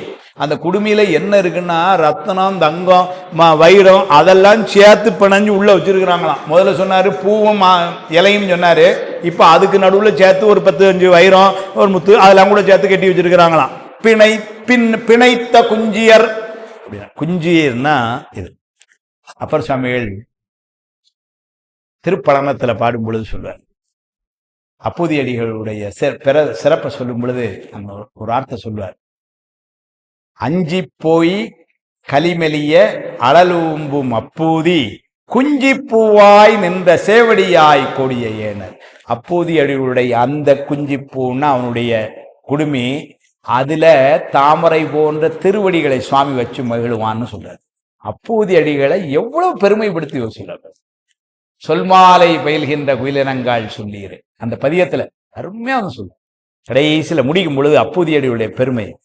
வஞ்சித்து என் வளை கவர்ந்தான் வாரானே ஆயிடினும் பஞ்சிக்கால் சிறகண்ணும் பரந்தார்க்கும் பலனத்தான் அஞ்சிப்போய் கலிமெலிய அழலோம்பும் அப்பூதி குஞ்சிப்பூவாய் நின்ற சேவடியாய் கோடியே என்று சொல்லி அப்பர் சுவாமிகள் வந்து அப்பூதி அடிகளை புகழ்ந்து அந்த இடத்துல பாடுறார் திருப்பலனத்துல. அப்ப குஞ்சிப்பூனா எதுக்கு சொல்லனா குஞ்சியர் அது குஞ்சிப்பூ என்பது குடுமி. அந்த காலத்துல நான் அன்னைக்கே கூட சொன்னேன். ஏன்னா வழிபாடு செய்யும் பொழுது சிரசே நமகா சிகாய நமகான்னு தான் மந்திரம். அதனால முடிக்கும் வந்து இது வைக்கணும்னு இது இருக்கு. தாங்கிய சுரிகையும் தயங்கு வேல்களும் வாங்கிய சிலைகளும் கனையும் வாழுமாய் ஞாங்கரில் இவர் வர தோன்றினார். அருமையா சொல்ற. இப்ப யாரெல்லாம் கூட வந்தாங்கன்னு சொன்னாரு. இப்ப அதை முடிக்கிறார். யாரெல்லாம் சொல்லும் பொழுது தாங்கிய சுரிகையும் உடைவாள கொண்டவங்களும், தயங்கு வேல்களும் வேல்படையை கொண்டுட்டு வந்தவங்களும், வாங்கிய சிலைகளும் சிலைனா வில்லு வில்லு படை கொண்டு வந்தவங்களும், கனையும் வாழுமாய் தேவர்கள் ஞாங்கரில் ஒவ்வொரு பக்கம் இவங்கள்லாம் வர இவர் வர இவங்கள்லாம் வர தோன்றினார். நடுவிலே ஒருத்தர் வந்தார். இவங்கள்லாம் வர நடுவுல ஒருத்தர் வாரார். தோன்றினார். யார் சார்னார்? தேங்கிய நதி மதி சென்னி அன்னலார். தேங்கிய நதி கங்கை, அங்க மதி சென்னியில் வைத்த பெருமான். இவ்வளவு நேரம் சொன்ன இந்த திருக்கூட்டத்தை, இவ்வளவு நேரம் சொன்னதெல்லாம் அந்த வானவர்களுடைய சிறப்பை சொல்லி, அந்த வானவர்களுக்கு நடுவிலே இவர் வாரார் அப்படின்னு சொல்லி சுவாமி வாரார் குதிரையோட. நச்சுராக உச்சிமணி நன்னும் ஒரு வண்ண கச்சிடை விசித்துள கவின்கொளுடை வாழும் பச்சை முழு நீலமோடு பன்னிரவடம் சேர் செச்சை நிற மன்னிய திரண்ட இருதோளும் நச்சு உரக உச்சிமணி அப்படின்னா நஞ்சையுடைய பாம்பு, அதனுடைய ஸ்ரோரத்னம் நாகரத்னத்தை பதித்த விளங்கிய நிறத்தையுடைய கச்சை அந்த சடையிலே கட்டி, அதனிடத்திலே அழகை கொண்ட உடைவாளும் பச்சை நீலம் முதலிய பல நிறத்தினை உடைய அந்த மாலைகள் நீந்த சிவந்த திரட்சி பொருந்திய அப்படி பொய்யங்களுமாய் அப்படி ஒப்பரிய சட்டையும் உடுத்தி வருபட்டும் தொப்பியும் முகத்திடை துளக்கமுளராகி செப்பரே நலங்குளவு செண்டொருகை கொண்டே இப்படியில் இப்படிவம் யாவருளார் என்ன. சுவாமி பாருங்க சார், குதிரை வீரன்னா குதிரை சேவகனார் எப்படி வந்தான்னாரு. ஒப்பரிய சட்டையும் உடுத்தி, சட்டை போட்டிருக்கான். ஏன்னா குதிரை ஒன்றும் சட்டை போடாம வர முடியாது. அவன் பாருங்க சார், வெறும் புலித்தோலை இதையும் போட்டுக்கிட்டு இருந்தவன் அன்னைக்குன்னு காலையில் ஒரு சட்டை எடுத்து போட்டிருக்கான். எந்த கடையில் எடுத்தானோ தெரியல. அதனால ஒப்பரிய, அதுவும் சும்மா சாதாரண சட்டை இல்லைன்ட்டு ஒப்பரிய சட்டையும் அப்படின்னா இங்க ஒரு கடையில் எங்கேயும் வாங்கினதில்லை. ஏன்னா நம்ம போடுற மாதிரி யாருக்கும் ஒப்புமை சொல்ல முடியாத சட்டை. அதனால ஒப்பரிய சட்டையும் உடுத்தி வரு பட்டும் தொப்பியும் முகத்துடையராய், தலையில தொப்பி வச்சிருந்துருக்கிறான். ஏன்னா குதிரைக்காரன்ல அப்படின்னு வந்திருக்கான். தலையில தொப்பி வச்சு, தொப்பியும் முகத்திடை துளக்கமுளராகி, முகத்துல ஆனா ரொம்ப பிரகாசமா இருந்தான். அவன் குதிரைக்காரனா தான் வந்தான். ரொம்ப சோர்ந்து போய், சீக்கிரம் வாங்க சார், திருப்பூர்ல நடந்தே வந்துட்டு இருக்கிறேன் அப்படின்னு சொல்லியா. ஆனா முதல்ல ஆள் பிரகாசமா, ஏன்னா சாமி இல்லை. அதனால கடவுள் மாமனியர் சொல்லிட்டார், பிரகாசமா இருந்தான், குதிரைக்காரனா வந்தான், நீங்க அதுக்காக குதிரைக்கார மாதிரி சோர்வா இருந்தான்னு சொல்லிடக்கூடாதுன்ட்டு இப்படிலாம் இருந்தான். ஆனா முகத்திடை துளக்கமுளராகி பிரகாசமாய் செப்பரு நலங்குளவு செண்டொருகை கொண்டே, குதிரையை இது பண்ணக்கூடிய சவுக்கு அது ஒண்ணு கையில வச்சிருக்கானா. செண்டொருகை கொண்டே இப்படியில் இப்படிவம் யாவருளர் என்ன, இது மாதிரி ஒரு கோலத்துல யாரால இதுவரைக்கும் நாங்க பார்த்தது யாரால இருக்க முடியும்னு சொல்ற மாதிரி ஒரு கோலத்துல வந்தான். இப்படியில் இப்படிவம் யாவர் உளர் என்ன அப்படி வந்தான் சுவாமி. இத மாதிரி நாங்க யாரையும் பார்த்ததே இல்லைன்ட்டு வரான். கட்டுப்படி மீதின் மணி கச்சை மணி முன்பின் இட்ட இருபக்க மணி இன்னொலி புலம்ப பட்டிலகு பக்கரை படிக்க வரியட்டும் விட்டொளி விளங்கும் ஒரு வெண்பரியில் ஏறி, மணி மாலைகளும் கச்சியில் கட்டிய மாலைகளும் முற்புறத்தும் பின்னாலும் மாலைகள் எல்லாம் அணிந்து பெருமான் இப்ப எப்படி யாரான்னாரு, வெள்ளை குதிரையின் மேலே ஏறினார். சுவாமி வந்த குதிரை வெள்ளை நிறை குதிரை. அதை இங்கதான் அந்த சொல்ல திருவிழாப்பாணத்துல குதிரையை பற்றி நிறைய சொல்றார். அவன் இவர்கிட்ட அந்த இடம் பாத்தீங்கன்னா திருவிழாப்பாணத்துக்கும் இங்கேயும் கொஞ்சம் மாறுதல் நிறைய இருக்கு. அதாவது மாறுதல்னா, ஒண்ணு திருவிளையாடற்பாணத்துல சொன்ன அளவு குதிரையை விட்ட சிறப்ப பெருமைய பாதல் அவ்வளவு விரிவா சொல்லல. அது ஒண்ணு. அங்க ரொம்ப விரிவா சொல்ற. இன்னொன்னு என்ன அதுல இதுன்னா இந்த விரிவா சொல்றதுனால நிறைய நுட்பமான செய்திகள் எல்லாம் சொல்ற. 2. 3வது, இங்கு சொல்லப்படாத சில செய்திகள் அங்கு சொல்லப்பட்டிருக்கு. 4வது, இங்கு சொன்ன செய்தியே அங்க கொஞ்சம் வேற மாதிரி சொல்லப்பட்டிருக்கு. இப்படி இதுக்கு அதுக்கும் புராணத்துக்கு புராணம் கொஞ்சம் வித்தியாசங்கள் இருக்கு. அது அங்கங்க நம்ம ஞாபகப்படுத்திப்போம். அதனால இப்ப விட்டொளி விளங்கும் ஒரு வெண்பரியில் ஏறி வெள்ள குதிரையில வந்தான். அங்க வேத குதிரையில வந்தாங்கிற வார்த்தையோட அங்கே நின்னுட்டாரு. ஆனா இங்க வெண் குதிரையில் ஏறி விசுக வரித்திரள் மிடைந்தொளிர மீதே தேசொடு கவித்துள செழுங்குடை வயங்க பூசல் பரி வெம்பரி பொருந்து படையூடே மாசில் குல வாரியரின் மன்னர் என வந்தார். சுவாமி வாரானா எப்படி இருந்தாரு? வீசுகின்ற சாமரை அந்த கூட்டங்கள் எல்லாம் பிரகாசிக்க செழுமை பொருந்திய குடைகளோடு சுவாமி அழக சொல்றார். யுத்தம் செய்கின்ற பூசல் பரி அப்படின்னா என்ன அர்த்தம்? யுத்தத்துக்கு தயாரான குதிரை. ஏன்னா இவன் வாங்கிட்டு வர குதிரை எல்லாம் ஏதோ இங்க இருந்து இந்த வண்டியை வச்சுட்டு போற குதிரை இல்ல, ரேஸுக்கு ஓட போற குதிரை இல்ல. இந்த குதிரை எல்லாம் எதுக்குன்னாரு? அவனுடைய குதிரை படைக்கு வர குதிரை. அதனால எப்படி இருக்கணும்? போரில இது பண்ற குதிரையா இருக்கணும். அந்த மாதிரி குதிரையோட வாரான். பூசல் பரி வெம்பரி பொருந்து படை அப்படி குதிரைகளோட யூடே மாசில் குல ஆரியரின் மன்னரன வந்தார். வந்தவர் எப்படி இருந்தார்னாரு சுவாமிய? ஆரிய தேயத்தாருக்கு அரசனை போல. அங்கே உள்ள ஆரிய தேசத்திலிருந்து குதிரையை கொண்டாராம். ஆனா ஆரிய தேசத்துல இருந்து குதிரை வீரம் வந்த மாதிரி தெரியல, ஆரிய தேசம் மன்னனே வந்த மாதிரி இருந்தான் அப்படின்னு பெருமையா சொல்ற. மன்னவனும் இங்கிவர் வரும் தகமை கண்டே தன்னுளம் மகிழ்ந்து இரு தடங்கண் இமையாமல் அன்னமெனும் மூர்த்தி நெடு மால் அரணையல்லால் இன்னையலில் யாவருளர் என்று அதிசயித்தான். மன்னன் சுவாமியை பார்க்க, சுவாமின்னு தெரியல, வெள்ள குதிரையில வாரான். இருந்தாலு அவனை பார்த்தானா, பார்த்த உடனே இங்க இப்ப கேமரா இங்க திருப்புறார் கடவுள் மாமுனிவர். மன்னன் திருப்புற எப்படி இருந்தான்? மன்னவனும் இங்கிவர் வருகையால் வரும் தகமை கண்டே, அவர் வர்றதை அழக பார்த்து தன் உளம் மகிழ்ந்து, அவன் வர்ற அழகை பார்த்து இவருக்கு மகிழ்ச்சியா, தடங்கண் இரு மகிழ்ந்து இரு தடங்கண் இமையாமல் அப்படியே ஆச்சரியத்தை பாயிட்டே இருந்தான். கண்ணே இதாகலையா, 2 கண்ணும் அப்படியே பாயிட்டே இருந்திருக்கான். வந்த அழக ஒரு குதிரை வீரன் எப்படி இருக்கான் பாடுறான் அப்படின்னு அப்படியே பாயிட்டே இருந்திருக்கிறான். மகிழ்ந்து இரு தடங்கண் இமையாமல் அன்னமெனும் மூர்த்தி நெடு மால் அரண் 3 சொல்றார். அன்னமெனும் மூர்த்தி நெடுமால் திருமாலு பிரம்மன் அரண ருத்ரன் இவங்க 3 பேர் இல்லாம இன்ன எழில் யாவருள இவங்க 3 பேர் இல்லாம இதை விட அழகா ஒருத்தர் இருக்கான இவன் யாரா இருக்க முடியும் சொல்றார் திருமால். அப்போ மன்னனுடைய பக்குவம் பாருங்க. திருமால் பிரம்மன் ருத்ரன்லாம் எவ்வளவு அழகா இருப்பான மனசுல உடனே ஓடுது. அன்னமெனும் மூர்த்தி நெடு மால் அரணை அல்லால் அவங்களை விட்டுட்டு இன்னை எழில் யாவர் உலர் இவ்வளவு அழகா யார் இருக்கா என்று அதிசயித்தான். அதை பார்த்து ஒரே ஆச்சரியத்துல பார்த்து கொண்டிருக்கிறான். இது மன்னன்.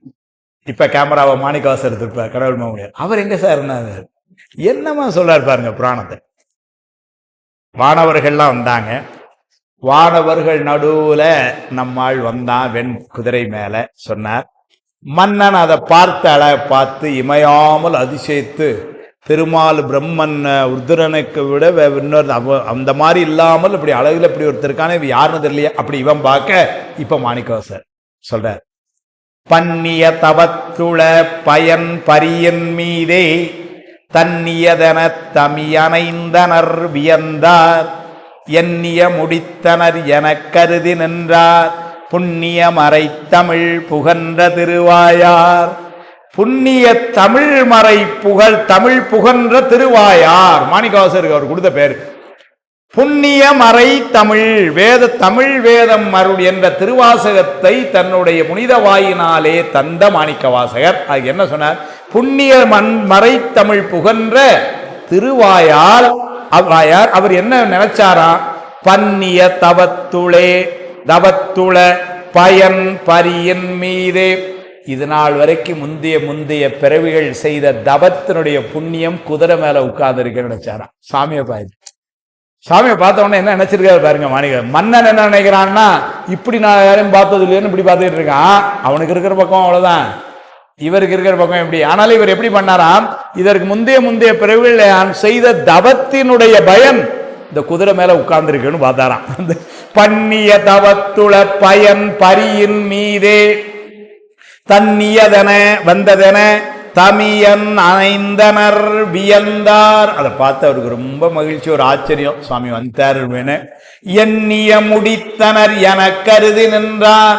சுவாமி எதை சொன்னானோ நினைச்சானோ அதை இன்னைக்கு முடிச்சுட்டான் அப்படின்னு சொல்லி மனசுல நினைச்சாரான். ஏன்னா அவன் சொன்னான், இந்த நாடே வியக்குமாறு நாம் பரியுடன் வருவோம்னு சொன்னான். என்னைக்கு? ஆவணி மூலத்தன்னைக்குன்னா சொன்ன நாள்ல சொன்ன மாதிரி குதிரையோட அவனே வந்து நின்றுட்டான். அது இப்ப இவருக்கு ஞாபகம் வருது. எண்ணிய முடித்தனர் என கருதி நின்றார். யார் சார்? புண்ணியம் அறை தமிழ் புகன்ற திருவாயார் மாணிக்கவாசர். சரி, இப்ப கூட வந்த அந்த வீரர்கள் எல்லாம் அவங்க எல்லாம் எப்படி இருந்தாங்க அதை சொல்ல. தூய சுடர்வேல் பல சுழற்றி எதிர் செல்வார், வாயொளி விளைப்பரிகள் வாளினை விதிர்ப்ப நேயமோடு தம்மிலனி நின்று சமர் செய்வார். ஆயினர் அன்புடையில் ஆன பரிவீரர். அங்கே இருந்த அந்த கூட வந்தவர்கள் எல்லாம் இப்ப உள்ள வந்தாச்சு. அதனால இறங்கி அவங்க அந்த வில்வாளெல்லாம் சுற்றி அவங்கள விளையாட்டெல்லாம் காமிச்சு அவங்க வேலை கிட்டத்தட்ட முடிய போகுது. அதனால குதிரையிலேருந்து இறங்கி அவங்க வேலைகளை குதிரையோட கொண்டு வந்து சேர்த்தாச்சு. இப்போ குதிரை இப்போ கயிறை கொடுத்தாச்சுன்னா அவங்க வேலை முடிஞ்சு அதுக்கு அவங்க தயாராகிறாங்க. நீரு சிவநீதி நிலை நிற்க உலகாலும் மாறனும் மகிழ்ந்துதவ மன்னரை அழைத்தே கூரறிய வாரிய குலேசர் ஒரு வீதி ஏறும் வகை சென்றுரையும் என்றினிது சொன்னான். சார் அவன் அந்த மன்னன் பாருங்க என்னவா சொல்ற. மாணிக்கவாசரை கூப்பிட்டு அந்த குதிரையை கொண்டான்ல, அவனை அந்த குதிரையை கொஞ்சம் நடத்தி காட்ட சொல்லுங்க. நொண்டி கிட்டி குதிரையா இருந்துருக்க கூடாதுல்ல. அதனால 49 கோடி பொண்ணு கொடுத்து வாங்குறோம், ஏமாந்துடக்கூடாதுன்னு நினைக்கான். ஏமாந்துட்டான் ராத்திரி, அது வேற. ஆனால என்ன பண்ணிருக்கிறான், இவர்கிட்ட மாணிக்கவாசரை கூப்பிட்டு சொல்றான், நீங்க அந்த குதிரை வீரன்ட்ட சொல்லி கொஞ்சம் நடத்தி காட்ட சொல்லுங்க, எப்படி நடக்குன்னு பார்த்துருவோம் ஒரு தடவை எதுக்கும் அப்படின்னு அவர்கிட்ட சொல்றான். அத சொல்றாரு கடவுள் மாமுனிவருக்கே தாங்கல அது. அதனால என்ன சொல்றாரு, அவன் இங்க குதிரையை கொன்றதுக்காக வந்தவன் இல்லடா, உன் நாட்டுல நீரும் சிவநீதியும் நிலைநிறுத்துவதற்கு வந்திருக்கிறான். அவனை போய் நீ குதிரையை காட்டி நடத்த சொல்றியடான்ட்ட அவருக்கே பொறுக்கல. என்ன புராணம் சார், என்ன புராணம். அடாடா, இதெல்லாம் நினைக்கிறதுக்கு ஒரு வாய்ப்பு கொடுத்தீங்களே, ரொம்ப நன்றி. சொல்றார், நீரு சிவநீதி நிலை நிற்க அப்படின்னா நிலை பெற்று விளங்குமாறு. அந்த வாக்கு இன்னைக்கும் பாண்டிய நாடு மதுரைக்கு தெற்கவும் திருநீரும் சிவபுண்ணியமும் நிலைச்சு நிக்குது, சந்தேகமே. நீரு சிவநீதி நிலை நிற்க உலகாலும் மாறனும் மகிழ்ந்துதவ மன்னரை அழைத்தே. மன்னர்னா யாரு? மாணிக்கவாசகர். அவன் தான் மன்னர். ஆனா மாணிக்கவாசகர் எவ்வளவு உயர்வா பேசுறான் பாருங்க. மன்னரை அழைத்தே கூரறிய வாரிய குலேசர் ஒரு வீதி. ஒரு வீதி கொஞ்சம் நடத்தி காமிச்சிட சொல்லுங்களேன். வந்து வீதி ஏறும் வகை சென்று உறையும் என்று, ஏறும் வகை சென்று உறையும் என்று நீ போய் அவற்றை சொல்லும்னு. எப்படி சொன்னான்னாரு, இனிது சொன்னான். அதான் வார்த்தை.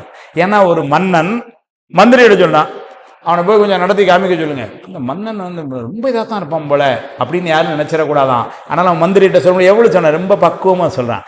அது ஒரு வரி கொஞ்சம் நடத்தி காட்டிட சொல்லுங்களேன்னு இனிது சொன்னான். அப்படி வார்த்தையை போட்டார். ஏன்னா வெறுமனை சொன்னான் அப்படின்னு ஆனா என்ன ஆயிடும்னா, சார் அவன் என்ன இருந்தாலும் மன்னன், அந்த மந்திரிட்ட அந்த குதிரையெல்லாம் நடத்தி காட்ட சொல்லுங்க அப்படின்னு தான் சார் பேசியிருக்கான் அந்த ஆளு அப்படின்னு நினைச்சிடக்கூடாதுன்னு இனிது சொன்னேன், கொஞ்சம் நடத்தி காட்டுங்க. அதை சொன்ன உடனே மாணிக்கவாசருக்கு எப்படி இருந்ததுன்னு, மாணிக்கவாசருக்கு மட்டும்தான் தெரியும் அங்கே சுவாமின்னு. சுவாமிகிட்ட போய் கொஞ்சம் செக் பண்ணிக்கலாம், நீங்கள் குதிரை நடத்தி காட்டுங்கன்னு சொல்லணும். அவருடைய நிலைமையை பாருங்க. அதனால அவர் போனாரா, என்ன சொன்னார், எண்ணிவன் மொழிந்தனன் என தமிழ் இறங்கா மன்னிய வருந்த வரும் வான்முகம் மலர்ந்தே கண்ணலை நலங்கொள் கனியை குறுகி நெஞ்சான் முன்னுற வணங்கி விழி முத்துதிர நின்று.